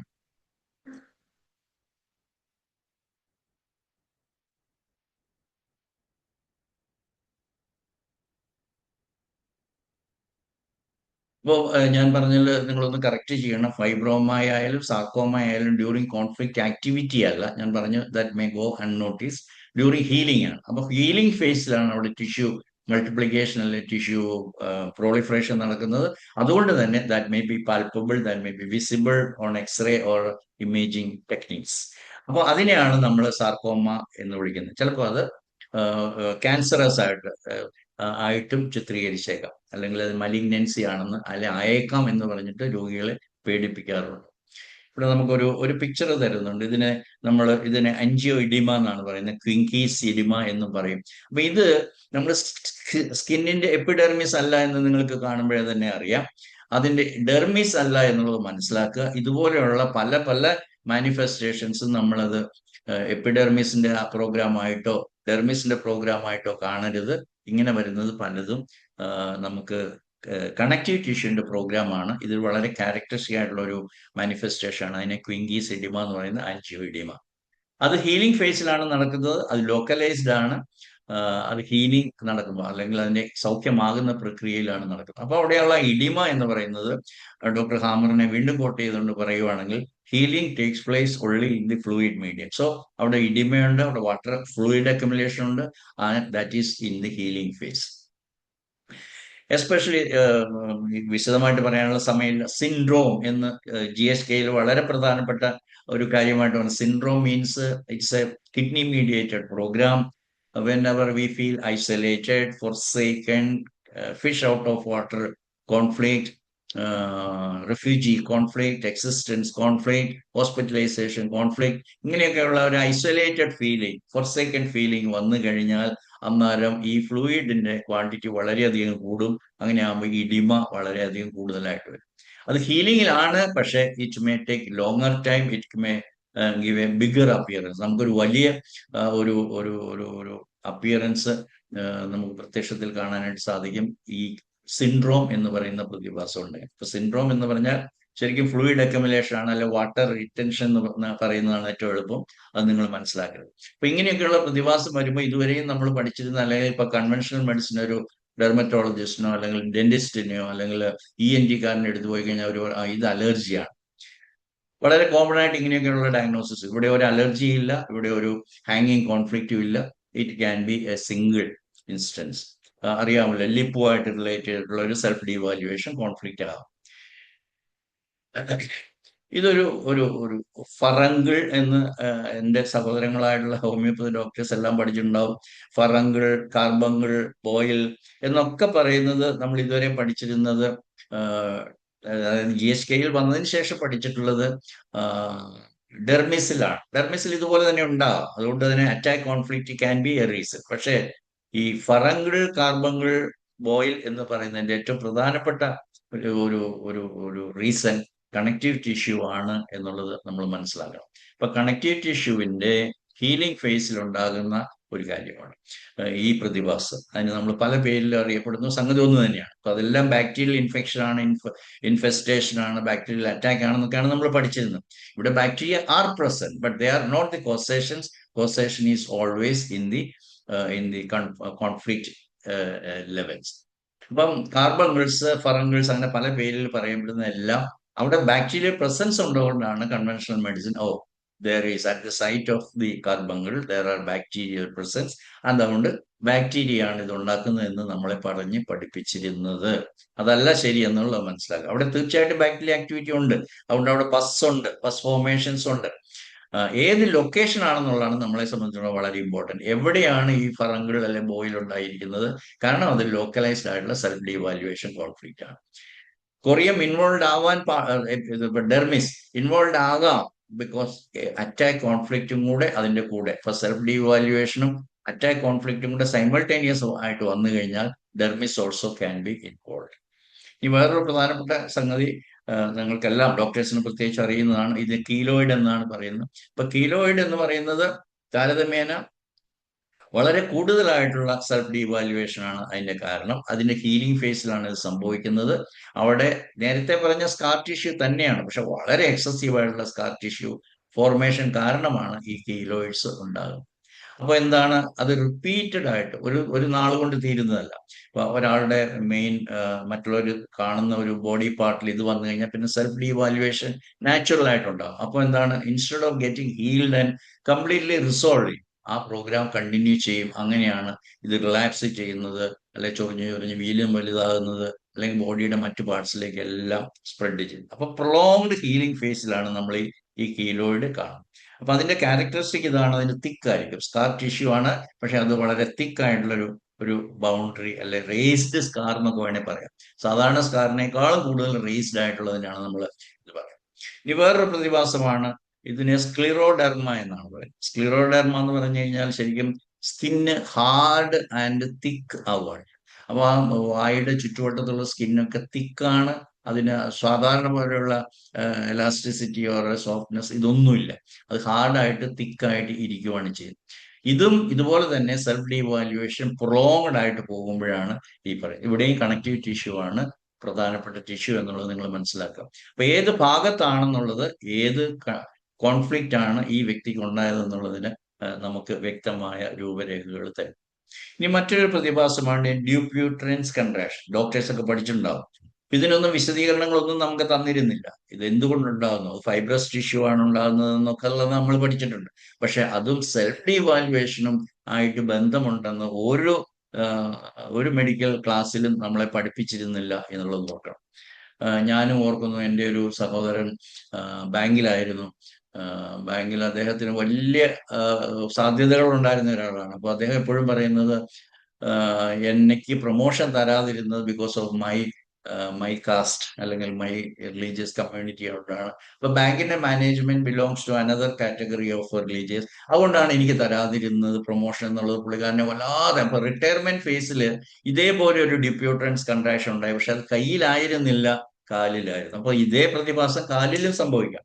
കാലിൽ എന്ന് പറഞ്ഞാൽ where I am placed, where I am stepping. അപ്പൊ എന്റെ സ്റ്റെപ്പിംഗ് തീർന്നു, എനിക്ക് റിട്ടയർ ചെയ്യേണ്ടതായിട്ട് വന്നു, എനിക്ക് പ്രൊമോഷൻ കിട്ടാതെ. അതായിരുന്നു അന്ന് ഞാൻ GNM പഠിച്ചപ്പോഴോടുകൂടി എനിക്ക് മനസ്സിലാവുകയും അതനുസരിച്ച് പുള്ളിക്കാരന് സപ്രസ്ഡ് ഡിസയർ അല്ലെങ്കിൽ നെഗ്ലക്റ്റഡ് ഫീലിംഗ്, ഇതൊക്കെ വെച്ചിട്ട് ഞാൻ സ്റ്റാഫീസ് എങ്കിലേ കൊടുത്തതായിട്ട് ഓർക്കുന്നു. He was better by that also. അപ്പോ കയ്യിൽ മാത്രമല്ല ഇതുപോലെയുള്ള തിക്കൻഡ് ഫൈബ്രസ് ടിഷ്യൂ ഫോം ചെയ്യുന്ന അല്ലെങ്കിൽ ഡ്യൂപ്യൂട്ടൻസ് കൺട്രാക്ഷൻ ഉണ്ടാകുന്നത് നമ്മുടെ ഫീറ്റില് സോളാർ ആസ്പെക്ട് ഇന്നർ സൈഡിൽ ഇത് ഉണ്ടാകാം. അപ്പൊ ഇവിടെ വേറൊരു രീതിയിൽ വരാം, ഫിംഗേഴ്സിന് ഫൈബ്രോസ് വരാം, അല്ലെങ്കിൽ നമ്മുടെ കൈകൾ അല്ലെങ്കിൽ വിരലുകൾ കൺട്രാക്ചർ വരാം. അത് പലപ്പോഴും നമ്മൾ അതുമായിട്ട് ബന്ധപ്പെട്ടിട്ടുള്ള, ഇപ്പൊ ഇങ്ങനെ ഒരു പടം നമ്മുടെ വെബ്സൈറ്റിലുണ്ട്. അത് ഒരു ഗ്ലാസ് എടുത്തിട്ട് അതിൽ കുടിക്കുന്ന സമയത്ത് ഗ്ലാസ് എടുക്കുമ്പോൾ അല്ലെങ്കിൽ ഡ്രിങ്കിങ് ഗ്ലാസ് എടുക്കുമ്പോൾ ഉണ്ടാകുന്നത് അതുമായിട്ട് റിലേറ്റഡ് ആണ്. ഇവിടെ അങ്ങനെയാണ് പറഞ്ഞത്, associated with hand holding the drink. അപ്പൊ ആ ഡ്രിങ്ക് എടുക്കുന്നതുമായിട്ട് ബന്ധം, ചിലപ്പോൾ ഡ്രിങ്ക് എടുത്തപ്പോൾ ആരെങ്കിലും എന്തെങ്കിലും പറഞ്ഞതാവാം, അല്ലെങ്കിൽ എനിക്ക് ഡ്രിങ്ക് എടുക്കാൻ പറ്റുന്നില്ല എന്നുള്ളതാവാം, എടുത്താൽ. സോ എന്താണ് ആ ആ ആ പ്രത്യേക വിരല് ചെയ്യുന്ന ഫങ്ഷൻ എന്ന് മനസ്സിലായാൽ നമുക്ക് വളരെ എളുപ്പത്തിൽ നമുക്ക് അതിന്റെ കോൺഫ്ലിക്റ്റിലേക്ക് നമുക്ക് പോകാൻ പറ്റും. പക്ഷെ ഒരു കാര്യം നിങ്ങൾ മറന്നേക്കരുത്, ഇത് സ്കിന്നല്ല, സ്കിന്നിന്റെ ഡീപ്പർ ആയിട്ടുള്ളത് അവിടെയുള്ള കണക്റ്റീവ് ടിഷ്യൂ ആണ് അഫക്റ്റഡ് ആയിരിക്കുന്നത്.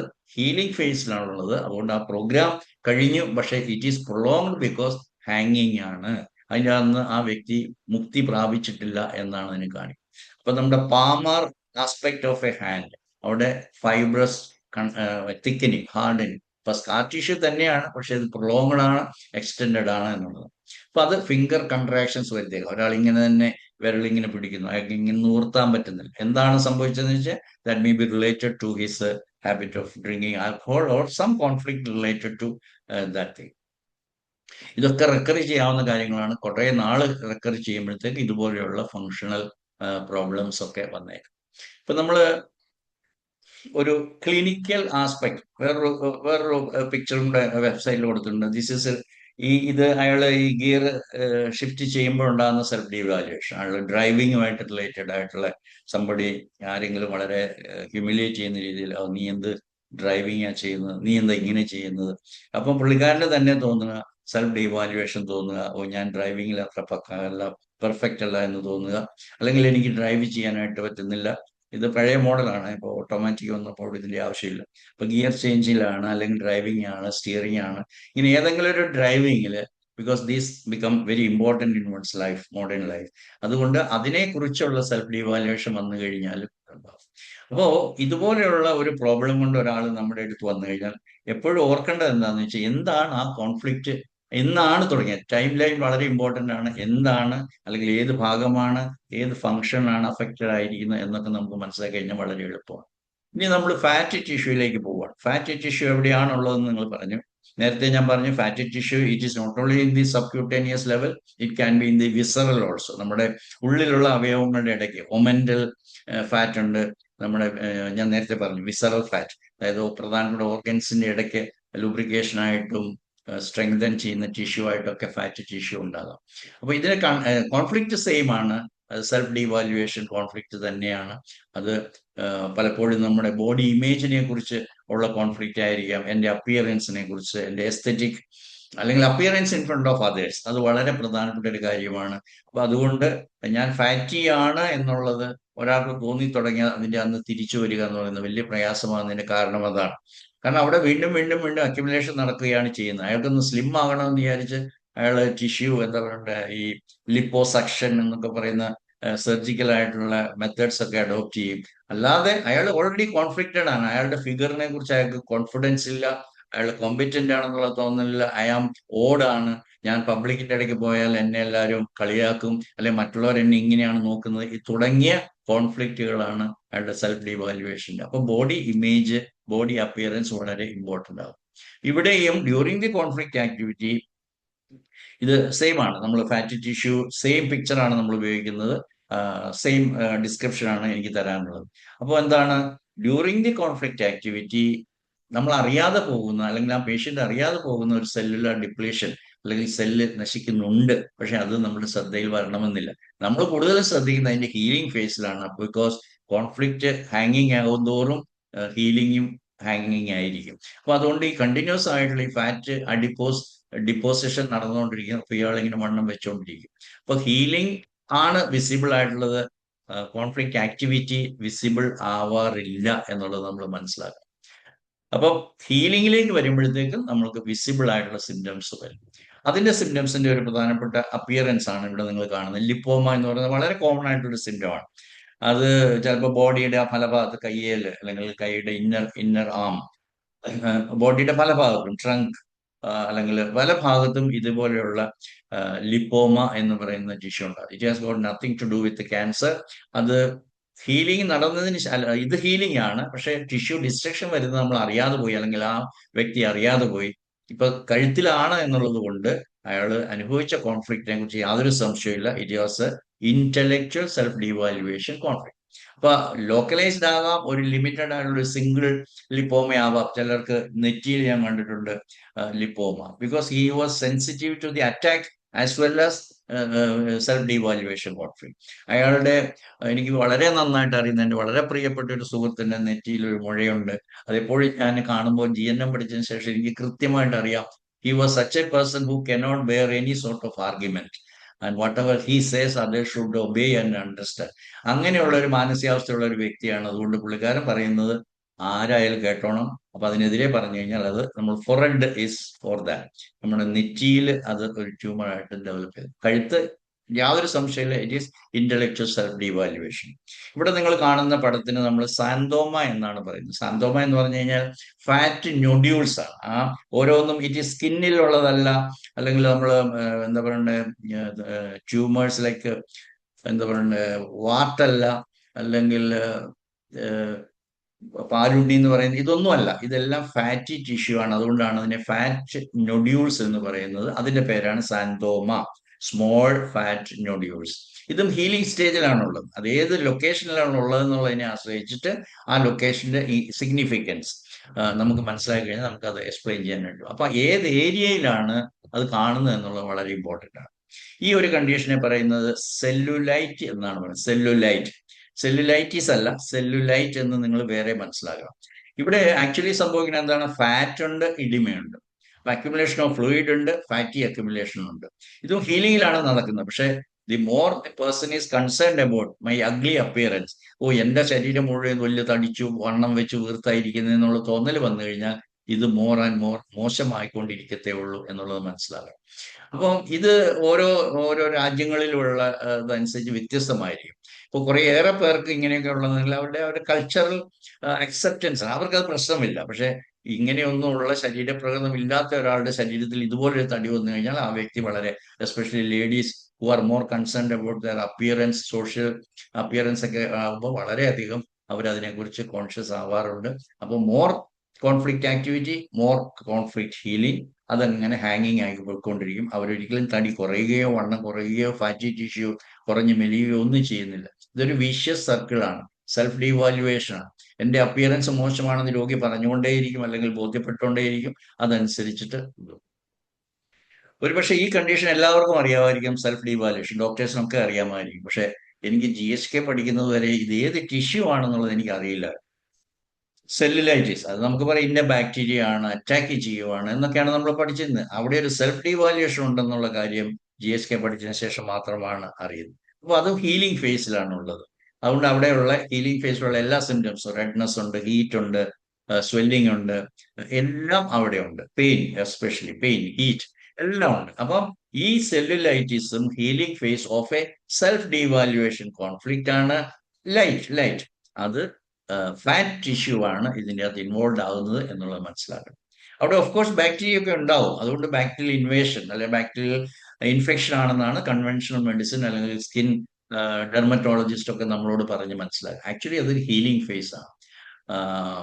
പലപ്പോഴും I cannot keep up A word, I cannot keep up A conflict എന്നൊക്കെയുള്ള സെൽഫ് ഡീവാലുവേഷൻ ഒക്കെ ഇതിൻ്റെ അകത്ത് വരാം. ഞാൻ കഴിഞ്ഞ ദിവസം മസ്കുലർ അല്ലെങ്കിൽ സ്കെൽറ്റൽ മസിൽസ് പഠിച്ചപ്പോഴത്തേക്ക് ഞാൻ പറഞ്ഞു ലെഗ് എസ്പെഷ്യലി കാഫ് റീജിയൻ അവിടെയൊക്കെ ഐ കനോട്ട് സ്റ്റെപ്പ് അപ്പ്, എനിക്കൊരു ഒരു ഒരു തീരുമാനത്തിലേക്ക് എടുക്കാൻ പറ്റുന്നില്ല. അങ്ങനെ പല രീതിയിൽ അത് ഇന്റർപ്രറ്റ് ചെയ്യാൻ പറ്റും.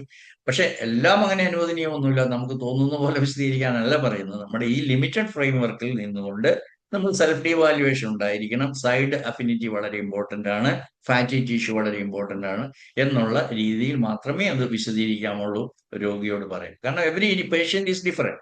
ഓരോ വ്യക്തിയും വ്യത്യസ്തമായ കാരണങ്ങൾ കൊണ്ടാണ് പറയുന്നത്. ഒരാളുടെ കോൺഫ്ലിക്റ്റ് അല്ല വേറൊരാണ്, പക്ഷെ അതിനൊരു കോമണാലിറ്റി, അതിന് സ്പെസിഫിസിറ്റി എല്ലാം ഉണ്ട്.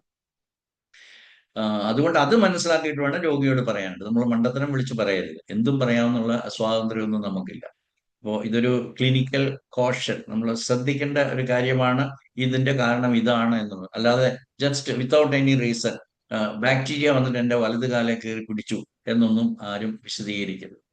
അപ്പോ നമ്മുടെ ക്ലിനിക്കിൽ വരുന്ന പല കേസുകളും ഇന്ന് നമ്മൾ ചർച്ച ചെയ്ത രോഗങ്ങളൊന്നും വലിയ ഫേറ്റൽ അല്ലെങ്കിൽ ഭയങ്കര സീരിയസ് ആയിട്ടുള്ള ഡിസീസ് ഒന്നും നമ്മൾ ചർച്ച ചെയ്തില്ല.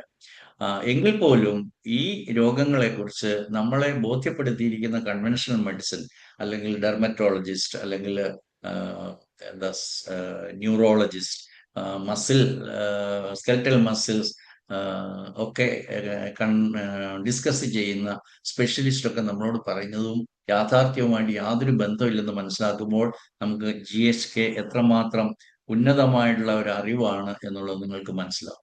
അതുകൊണ്ട് എപ്പോഴും ഒരു രോഗി ഏത് ഫേസിലാണ് ഉള്ളതെന്ന് നമ്മൾ മനസ്സിലാക്കണം. കോൺഫ്ലിക്റ്റ് ആക്റ്റീവ് ഫേസിലാണോ, കോൺഫ്ലിക്റ്റ് ഹീലിംഗ് ഫേസിലാണോ? അപ്പോൾ ഹീലിംഗ് സിംറ്റംസ് നമ്മൾ പഠിച്ചിരിക്കണം.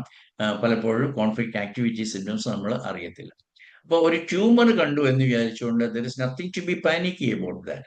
ഒരു ട്യൂമർ കണ്ടു കഴിഞ്ഞാൽ ഉടനെ അയ്യോ ഇത് ക്യാൻസർ ആയേക്കാം എന്ന് പറയുന്ന കൺവെൻഷണൽ മെഡിസിന്റെ രീതികളോട് നിങ്ങൾ ഒരിക്കലും പൊരുത്തപ്പെടരുത്. എല്ലാം പരിശോധിക്കണം, എല്ലാം കുത്തിയെടുത്ത് പരിശോധിക്കണം, എല്ലാം സ്കാൻ ചെയ്യണം, എല്ലാം ബയോപ്സി എടുക്കണം, നീഡിൽ ബയോപ്സി എടുക്കണം. അല്ലെങ്കിൽ ഇതൊക്കെ വീണ്ടും അപകടമാണ് ഉണ്ടാക്കാറുള്ളതെന്നാണ് എൻ്റെ ക്ലിനിക്കലായിട്ടുള്ള എക്സ്പീരിയൻസിൽ നിന്നും എനിക്ക് പറയാറ്. കാരണം ഇങ്ങനെയുള്ള പരിശോധനകളിലൂടെ വല്ലാതെ പാനിക്കിയായിട്ടാണ് രോഗികൾ വരുന്നത്. ഇന്ന് തന്നെ എനിക്കൊരു 22 ഇയേഴ്സ് ആയിട്ടുള്ള ഒരു പയ്യൻ പറഞ്ഞതാണ്. എല്ലാവരും പറഞ്ഞ് എന്നോട് ബ്ലഡ് ടെസ്റ്റ് ചെയ്യാൻ പോയി. ബ്ലഡ് ടെസ്റ്റ് ചെയ്തതോടുകൂടി എൻ്റെ മുഴുവൻ കിളിയും പോയി എന്ന് മലയാളത്തിൽ പറയുന്നത്. കുറേ സീരിയസ് ആയിട്ടുള്ള, അതായത് ഡയബറ്റീസിന്റെ ബോർഡർ ലൈനാണ്, കാൽഷ്യം ഡെഫിഷ്യൻസിയുടെ ബോർഡർ ലൈനാണ്, തൈറോയിഡ് ഡെഫിഷ്യൻസി ഇതാണ്, വൈറ്റമിൻ B12 ഡെഫിഷ്യൻസി ഉണ്ട്, വൈറ്റമിൻ D, അങ്ങനെ എല്ലാ രോഗങ്ങളുടെയും ഒരു പോസിബിലിറ്റിയും you are in the entrance stage എന്നൊക്കെ പറഞ്ഞിട്ട് ആ രോഗിയെ പേടിപ്പിക്കുന്നതായിട്ടാണ് എൻ്റെ അനുഭവം. അതുകൊണ്ടാണ് നമുക്ക് സിംറ്റംസ് വഴിയായിട്ട് നമുക്ക് കൃത്യമായിട്ട് ആ പ്രോഗ്രാം നമുക്ക് മനസ്സിലാക്കാനായിട്ട് സാധിക്കും. അപ്പോൾ ബയോളജിക്കൽ പ്രോഗ്രാം, ബയോളജിക്കൽ മീനിങ് നമ്മൾ മനസ്സിലാക്കുക ഓരോ കേസുകൾ. അപ്പോൾ അതുകൊണ്ട് ഇന്ന് നമ്മൾ ചർച്ച ചെയ്ത വിഷയം ഇന്ന് ഭാഗ്യം കൊണ്ട് നമ്മൾ 10 മണിക്കുള്ളിൽ തന്നെ തീർക്കാൻ സാധിക്കുമെന്നാണ് തോന്നുന്നത്. സാധാരണ ഞാൻ നീണ്ടു പോകാറുണ്ട്. ഇന്ന് ഞാൻ 2 ചെറിയ ചാപ്റ്ററുകളായിരുന്നു, അത് ക്ലബ് ചെയ്തിട്ടും എനിക്ക് തീർക്കാൻ പറ്റി. അപ്പൊ ഞാൻ കൺക്ലൂഡ് ചെയ്യുകയാണ് ഇവിടെ. അതായത് നമ്മൾ ടിഷ്യൂ ഏതാണെന്ന് നമ്മൾ കൃത്യമായിട്ട് മനസ്സിലാക്കിയിരിക്കണം. ഇവിടെ നമ്മൾ ചർച്ച ചെയ്ത് ഫാറ്റ് ടിഷ്യൂ, കണക്റ്റീവ് ടിഷ്യൂ ആണ്. രണ്ടും ന്യൂ മീസോഡേം ഒറിജിൻ ആണ്. രണ്ടും സെൽഫ് ഡീവാലുവേഷൻ കോൺഫ്ലിക്റ്റ് ആണ്. അതുകൊണ്ട് തന്നെ അത് കോൺഫ്ലിക്റ്റ് ആക്ടിവിറ്റി സ്റ്റേജിൽ CA ഫേസിൽ സെല്ലുലാർ ഡിപ്ലേഷൻ അല്ലെ necrosis, during the healing there is cellular replacement അല്ലെങ്കിൽ മൾട്ടിപ്ലിക്കേഷൻ, അല്ലെങ്കിൽ അവിടെയാണ് proliferation of the cells tissue happen. അതാണ് സിംറ്റംസ് ഉണ്ടാക്കുന്നത്. ഇപ്പോൾ എന്നെ ആദ്യമായിട്ട് ശ്രമിക്കുന്ന ഹോമിയോപ്പതി ഡോക്ടേഴ്സ് ഒക്കെ ഉണ്ട് എന്ന് എനിക്കറിയാം. അങ്ങനെയുള്ളവർ ദയവ് ചെയ്ത് ചിന്തിക്കുക, നമ്മൾ ഇതുവരെയും പഠിച്ച രീതിയിലല്ല സത്യം എന്നുള്ളത് നിങ്ങൾ മനസ്സിലാക്കാൻ ശ്രമിക്കുക. മനസ്സിലാക്കണമെന്നാണ് എൻ്റെ ആഗ്രഹം. നിങ്ങളുടെ സുഹൃത്തുക്കളോട് പറയണമെന്നാണ് എൻ്റെ ആഗ്രഹം. ഇങ്ങനെ ധാരാളം പേര് ഇത് പഠിക്കണം, എന്നിട്ട് അത് മറ്റുള്ളവരിലേക്ക് പഠിപ്പിക്കണം.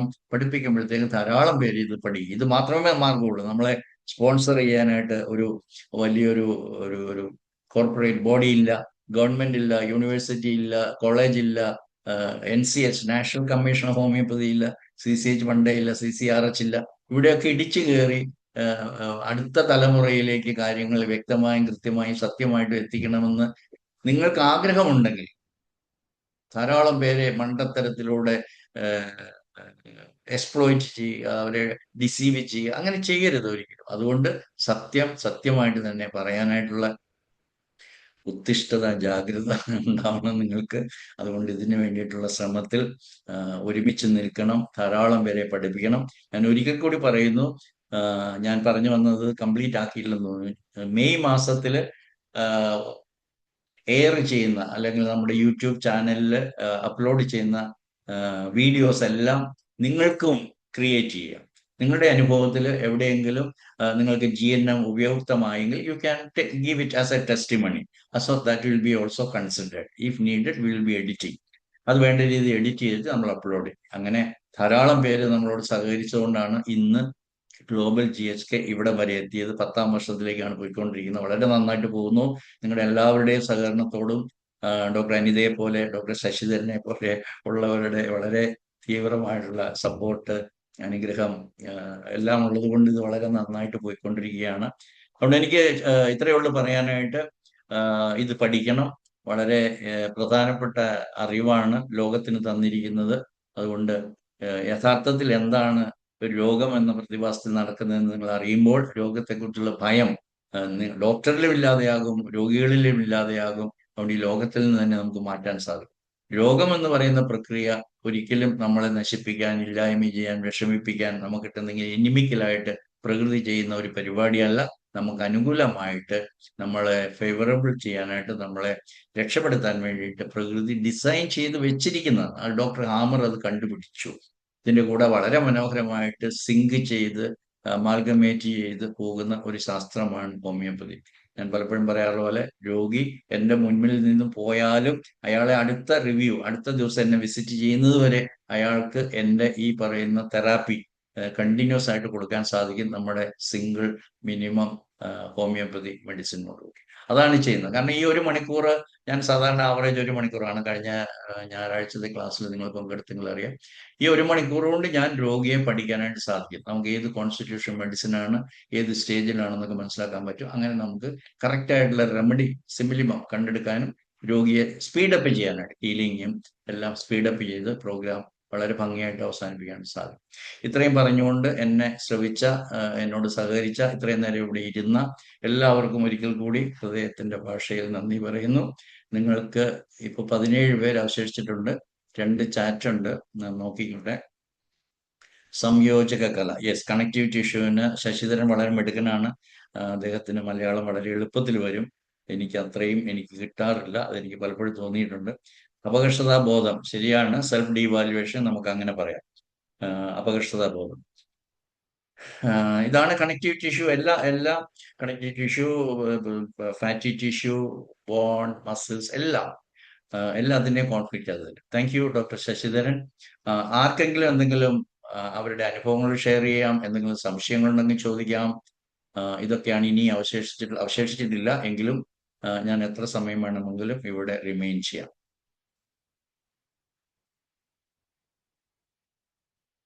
ആരും ഒന്നും മിണ്ടാതെ എല്ലാവരും എന്താ പറയുന്നത്, വീഡിയോ ക്ലോസ് ചെയ്തിരിക്കുമ്പോൾ വളരെ പ്രയാസമാണ്. അതുകൊണ്ട് എനിക്കറിയുന്ന എൻ്റെ പ്രിയപ്പെട്ട സുഹൃത്തുക്കളൊക്കെ ഉണ്ട് ഇവിടെ. അവർക്കൊക്കെ ക്യാമറ ഓൺ ചെയ്യാം, വീഡിയോയിൽ വരാം, സാധിക്കുന്നവരൊക്കെ സംസാരിക്കാം. എബ്രഹാം വൈദ്യൻ എന്തെങ്കിലും സംസാരിക്കുന്നുണ്ടോ? മ്യൂട്ടാണ് സാറേ.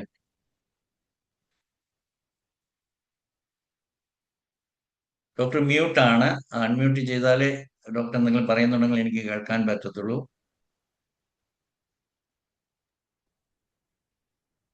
ഡോക്ടറെ പഠിക്കും, പക്ഷെ എന്റെ വിവരം ഇത് മനസ്സിലാകുന്നില്ല. ഭയങ്കര ടഫാണ്. എങ്ങനെ? എന്റെ അറിവ് വെച്ചോണ്ട് അങ്ങോട്ട് മനസ്സിലാകുന്നില്ല. ടഫാണ്, വളരെ ടഫാണ്. ഇല്ലെന്ന് അങ്ങനെയൊക്കെ ഇങ്ങോട്ട് നമ്മൾ ആദ്യമേ തന്നെ പറയാതെ യു ട്രൈ. ഒന്ന് ടഫാണെന്ന് പറഞ്ഞ് നമുക്ക് ഒഴിവാകരുതെന്നാണ് എൻ്റെ റിക്വസ്റ്റ്. ആ നമ്മൾ യാഥാർത്ഥ്യം പഠിക്കുമ്പോൾ നമുക്ക് വളരെ വളരെ നമ്മളെ ഞാനെപ്പോഴും പറയുന്ന ഒരു ഉദാഹരണമുണ്ട്. നമുക്കിപ്പോ എനിക്ക് ഡൽഹി വരെ ഒന്ന് ഡ്രൈവ് ചെയ്ത് പോകണമെന്ന് എനിക്കൊരു മോഹം. അപ്പോ അയ്യോ, ഞാൻ ആരോട് പറഞ്ഞാലും അവർ പറയും നിനക്കെന്താ ഭ്രാന്തുണ്ടോ, ഇവിടുന്ന് വെറും 40 കിലോമീറ്റർ പോയാൽ എയർപോർട്ടിലെത്താം, വെറും 3 മണിക്കൂർ കൊണ്ട് എനിക്ക് ഡൽഹിയിലെത്താം, നീ ഡ്രൈവ് ചെയ്യുവാണെങ്കിൽ എത്ര ദിവസം എടുക്കും? അപ്പൊ ഞാൻ അവരോട് പറയുന്ന ഒരു ഉദാഹരണമാണ്. അതായത് മൊത്തത്തിൽ കാണുമ്പോൾ ഭയങ്കര ഭീകരം സംഭവം, ഇമ്പോസിബിൾ എന്ന് തോന്നും. പക്ഷെ ഒരു ഡ്രൈവറായ നിങ്ങൾക്ക് 25 മീറ്റർ ക്ലിയർ ചെയ്യേണ്ടതുള്ളൂ. അത് കഴിഞ്ഞിട്ടാണ് അടുത്ത 25 മീറ്റർ വരുന്നത്. അപ്പൊ ആ 25 മീറ്റർ നമ്മൾ കെയർഫുൾ ആയാൽ മതി. നമ്മുടെ സ്റ്റിയറിങ്ങോ അവിടെ ഇവിടെ ഇടിക്കാതെ, അല്ലെങ്കിൽ ഓപ്പോസിറ്റിൽ വരുന്ന വണ്ടിയൊക്കെ നിയന്ത്രിച്ച് നമ്മൾ മുന്നോട്ട് പോകാമെങ്കിൽ നമ്മൾ 25 മീറ്റർ, ഡൽഹിയിൽ എത്തുന്നതും 25 മീറ്ററും തമ്മിൽ എന്താ ബന്ധം? നെഗ്ലിജിബിൾ. 25 മീറ്റർ കഴിയുമ്പോഴാണ് അടുത്ത 25 മീറ്റർ വരുന്നത്. അപ്പൊ ഞാൻ 50 മീറ്റർ കവർ ചെയ്യും. അതുപോലെ ഒന്നുകൂടെ വരുമ്പോഴാണ് 100 മീറ്റേഴ്സ് ഞാൻ ക്ലിയർ ചെയ്യുന്നത്. അതുപോലെ 10 പ്രാവശ്യം പോകുമ്പോഴാണ് 1 കിലോമീറ്റർ വരുന്നത്. ഇങ്ങനെയാണ് ഞാൻ 3000 എനിക്കറിയില്ല, 6000 ഡൽഹി വരെയുള്ള distance I can drive and go. അതുപോലെ എനിക്ക് പറ്റത്തില്ല എന്ന് പറഞ്ഞു കഴിഞ്ഞാൽ I will not sit on the driver seat. ഇരിക്കത്തില്ല, ഹാൻഡിൽ സ്റ്റിയറിംഗ് തൊടത്തില്ല, ഗിയർ മാറ്റത്തില്ല, ഞാൻ ഇട്ടിട്ട് പോയി. അതുകൊണ്ട് സാധിക്കത്തില്ല എന്ന് പറയരുത്. എൻ്റെ സുഹൃത്തുക്കളായിട്ടുള്ള ഡോക്ടേഴ്സിനോടും മറ്റുള്ളവരോടും പറയുന്നത് യു ക്യാൻ. ധാരാളം പേര്, അതായത് നിങ്ങൾക്ക് അറിയുമോ എന്നറിയില്ല, ധാരാളം പേര് GNM GSK പഠിക്കുന്നുണ്ടെന്നുള്ളത് നിങ്ങൾ മനസ്സിലാക്കുക, ലോകം മുഴുവനും. അല്ലാതെ ഇത് no more it is a new medicine. ഞാൻ പഠിക്കുന്ന സമയത്ത് ജർമ്മൻ ന്യൂ മെഡിസിൻ ആണ്. ഇപ്പൊ നമ്മൾ അത് ആരും ന്യൂ മെഡിസിൻ എന്ന് പറയാറില്ല, because it is no more a new medicine. ധാരാളം പേര്, ഞാൻ ഇന്ന് ഇരുന്ന് തള്ളുകയാണെന്ന് പറയരുത്, ഞാൻ ഇന്ന് വെറുതെ നോക്കി, എനിക്ക് ഓവർസീസ് പേഷ്യൻസ്, ഇന്ത്യയുടെ പുറത്തുള്ള പേഷ്യൻസിനെ ഞാൻ ടോട്ടൽ നോക്കുമ്പോൾ ഇന്നലെ കൊണ്ട് എനിക്ക് 75 പേഷ്യൻസിനെ തികഞ്ഞു. പല രാജ്യങ്ങളിലുള്ളവർ എൻ്റെ പേര് കേട്ടത് GNM അല്ലെ GSK പഠിപ്പിക്കുന്ന ഒരാളെന്നുള്ള നിലയിൽ മാത്രമാണ്, ഹോമിയോപ്പതി ഡോക്ടറും ആയതുകൊണ്ട്. അപ്പൊ എങ്ങനെയാണ് യു ക്യാൻ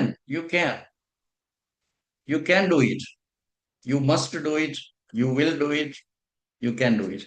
അപ്പൊ അതുകൊണ്ട് ഇത് ടഫാണ് എന്ന് പറഞ്ഞാൽ ഇവിടെ ഒന്നുമില്ല. ഇത് ഒരിക്കലും ഡോക്ടർമാർക്ക് വേണ്ടിയിട്ട് പോലുമല്ല. ഡോക്ടർമാരുടെ ഇന്റലിജൻസ് കുറച്ച് ഉയർന്നു നിൽക്കുമെന്നാണല്ലോ പൊതുവിൽ പറയുന്നത്. ഇത് ഡോക്ടർമാർക്ക് വേണ്ടിയിട്ടേ അല്ല. കാരോലിൻ മർക്കലിൻ ഡോക്ടറല്ല, ഇൽസിദോര ലക്കർ ഡോക്ടറല്ല, ഡാനി കാരൽ ഡോക്ടറല്ല. വളരെ കുറച്ച് ഡോക്ടേഴ്സേ ഉള്ളൂ. അത് ഒരു ഓസ്റ്റിയോപത്സ് എന്ന് പറയുന്ന ഒരു ഗ്രൂപ്പാണ് കുറച്ച് ഇതിലുള്ളൂ. ബാക്കി ഇന്ത്യയിൽ ഹോമിയോപ്പതിക്കാർ തന്നെയാണ്. ഞാൻ 100 കണക്കിന് ഹോമിയോപ്പതി ഡോക്ടർമാര് GSK പ്രാക്ടീസ് ചെയ്യുന്നതായിട്ട് ഞാൻ പറയാം ഇന്ത്യയിൽ. അവരെല്ലാവരും ഗ്ലോബൽ GSKയിൽ ഉണ്ടോ എന്നുള്ളത് വേറെ പ്രശ്നം. നിങ്ങൾക്ക് എല്ലാവർക്കും അറിയുന്ന പോലെ നമുക്ക് ഇത് തുറന്നു തന്നത് ഡോക്ടർ പ്രഫുൽ വിജേക്കറാണ്. പക്ഷെ ഡോക്ടർ ന്യൂട്ടൺ കൊണ്ടവാട്ടി എന്ന് പറയുന്ന ഹൈദരാബാദിലുള്ള ഡോക്ടർ ക്ലാസ് എടുക്കാൻ വന്നപ്പോഴാണ് നമ്മൾ അറിയുന്നത്, അതായത് ഡോക്ടർ ഫറൂഖ് മോട്ടിവാല, അല്ലെങ്കിൽ Praful Vijayakar, Farooq Motiwala, doctor Asher Shaikh, doctor Varghese CJ, ഇവര് ഓസ്ട്രേലിയയിൽ എത്തുന്നതിന് മുൻപേ doctor Newton, he was an MBBS MD, he is MBBS MD ആയിട്ടുള്ള ഡോക്ടർ ന്യൂട്ടൺ കോണ്ടവട്ടി, അദ്ദേഹം GNM പഠിച്ചിരുന്നു, അല്ലെങ്കിൽ പുള്ളിക്കാരൻ അറിയാമായിരുന്നു. He still practicing. അലോപ്പതി ഡോക്ടറാണെന്ന് മനസ്സിലാക്കണം. ഇത് എനിക്ക് വയ്യ, എനിക്ക് പറ്റുന്നതല്ല, ഇത് എന്തോ ഒന്നുമില്ല, വളരെ വളരെ സിമ്പിൾ. നമ്മളത് കുറച്ച് മനസ്സ് വെച്ചാൽ മതി. എങ്ങനെയാണോ എനിക്ക് ഡൽഹിയിലേക്ക് ഡ്രൈവ് ചെയ്ത് പോകണമെന്ന് തോന്നിക്കഴിഞ്ഞാൽ you try to clear the ground or the road only 25 meters. Thereafter you will be able to make another 25. Then you are done with 50 meters. Like that you can manage the whole. അത് വലിയ task ആയിട്ട് തോന്നാതിരിക്കുക എന്നാണ് എൻ്റെ ആഗ്രഹം, എൻ്റെ അപേക്ഷ. അതുകൊണ്ട് ആർക്കെങ്കിലും എന്തെങ്കിലും സംസാരിക്കാണ്ട് സംസാരിക്കാം. ഈ നിശബ്ദത വളരെ നിരാശാജനകമാണ്. ഹലോ ഡോക്ടർ ദയാനന്ദ് പറയൂ. ദയാനന്ദ് പറയൂ. ക്യാമറ കാണിക്കാമെങ്കിൽ ഒന്ന് സന്തോഷം. എന്തെങ്കിലും അനുഭവങ്ങൾ പറയാനുണ്ടോ ദയാനന്ദ്?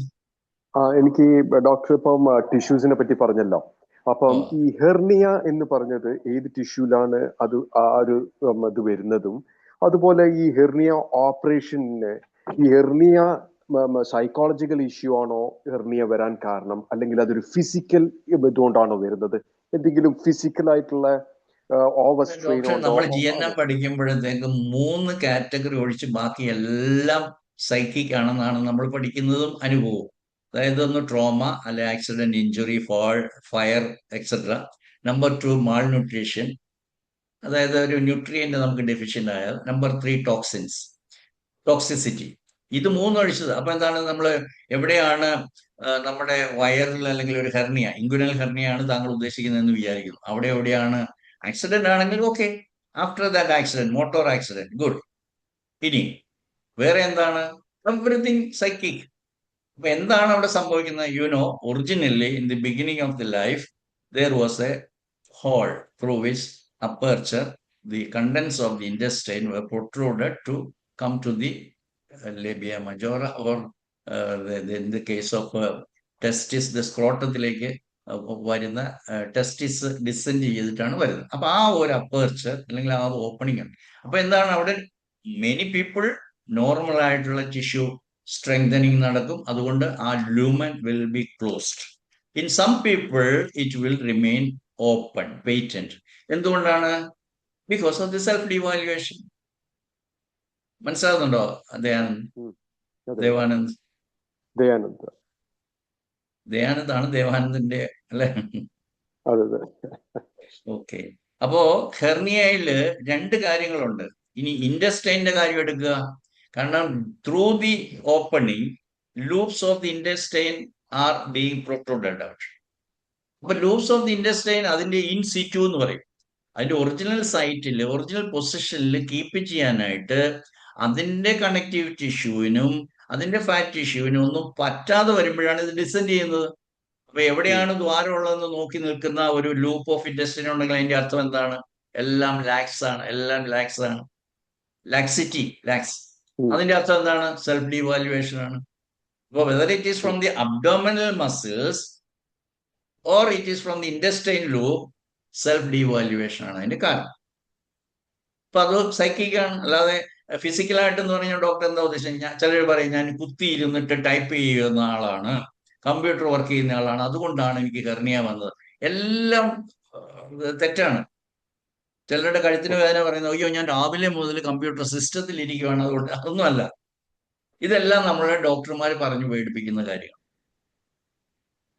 ഇതിങ്ങനെയൊന്നുമല്ല. എനിക്ക് ധാരാളം കേസുകൾ പറയാനുണ്ട്, പക്ഷെ അതിനൊന്നും സമയമില്ലാത്തതുകൊണ്ട് ഞാൻ അതിലേക്കൊന്നും പോകുന്നു. എല്ലാ കേസുകളും 100% ആണ്. 100% of the diseases are due to one or other conflicts happening in the psychic level. അല്ലാതെ ഒന്നുമില്ല. അല്ലാതെ വരുന്നത് നമുക്കറിയാമല്ലോ. ഇന്നലെ ആരെങ്കിലും ഇടിച്ചു, ട്രോമ, ഇഞ്ചുറി, അല്ലെങ്കിൽ മോട്ടോർ ആക്സിഡന്റിന് കാല് പൊട്ടി, അതൊന്നും ഡിസീസിന്റെ അകത്ത് വരുന്നതല്ല, നാച്ചുറൽ ഡിസീസസ് അല്ല. We are talking about natural diseases as you told about the hernia. അപ്പൊ ഹെർണിയയുടെ കാരണം അത് കൃത്യമായിട്ട് നമുക്ക് പറയാൻ പറ്റത്തില്ല. Whether the wall of the abdomen was affected, or the loop of intestine was affected, or the fatty tissue was deficient or lax, or അതൊക്കെ നമുക്ക് മനസ്സിലാക്കി കഴിഞ്ഞാൽ മാത്രം. പക്ഷെ ഒരു കാര്യം തീർച്ച, 100% of all diseases are due to psychic conflicts. അതിന് യാതൊരു എക്സ്ക്യൂസും ഇല്ല കേട്ടോ ദയാനന്ദ്. ഓക്കെ. എവിടെ നിന്നാണ് ദയാനന്ദ് ലോഗിൻ ചെയ്തിരിക്കുന്നത്? ഞാൻ ബഹ്റിനിലാണ്. ബഹ്റൈനിൽ നിന്നാണ്. Thank you. നമ്മുടെ ദേവാനന്ദിന്റെ ബ്രദറാണ്, ട്വിൻ ബ്രദറാണ്, പരിചയപ്പെട്ടതാണ്. അതുകൊണ്ട് വലിയ സന്തോഷം വീണ്ടും വന്നതിൽ. മുടങ്ങാതെ കേൾക്കൂ ദയാനന്ദ്. Thank you. ഡോക്ടർ പ്രകാശൊക്കെ ഒത്തിരി നാളായില്ലേ കേൾക്കാൻ തുടങ്ങിയിട്ട്? എന്തെങ്കിലും പറയൂ ഡോക്ടർ പ്രകാശ്. ദ്രൗപദി അന്തർജനം ഒന്നും പറയുന്നില്ല, നിർമ്മല ആരും ഒന്നും പറയുന്നില്ലെങ്കിൽ നമുക്ക് നിർത്തി കളയാം. അനിത, നിരാശയെ പ്രയാസമൊന്നുമില്ല കേട്ടോ, ഇത് തുടർന്നുകൊണ്ടിരിക്കും. ആരും ഒന്നും മിണ്ടിയില്ലെങ്കിലും, ആരും ഒന്നും നിങ്ങളുടെ മുഖം കാണിച്ചില്ലെങ്കിലും ഇത് തുടരണമെന്നാണ് എൻ്റെ ആഗ്രഹം. ദൈവം സഹായിക്കട്ടെ. ഓക്കെ അനിത. ശരി സാറേ. അപ്പൊ thank you for A nice session. Thank you all. നമുക്ക് അടുത്ത തിങ്കളാഴ്ച വീണ്ടും സാറിന്റെ സെഷനിൽ കണ്ടുമുട്ടാം. Thank you all. Good night. ചൊവ്വാഴ്ച അതെ അതെ, സോറി, അടുത്ത ചൊവ്വാഴ്ച. വെള്ളിയാഴ്ച ഡോക്ടർ ശശിയുടെ ക്ലാസ് നിങ്ങൾ മുടക്കരുത്. വളരെ Yes, sir. വിലപ്പെട്ട അറിവ്, വെള്ളിയാഴ്ച പ്രാക്ടിക്കൽ സാറിന്റെ ടിപ്സ് ആണ്. അസിസ്റ്റന്റ് സാറിന്റെ ക്ലാസ്. Okay, thank you.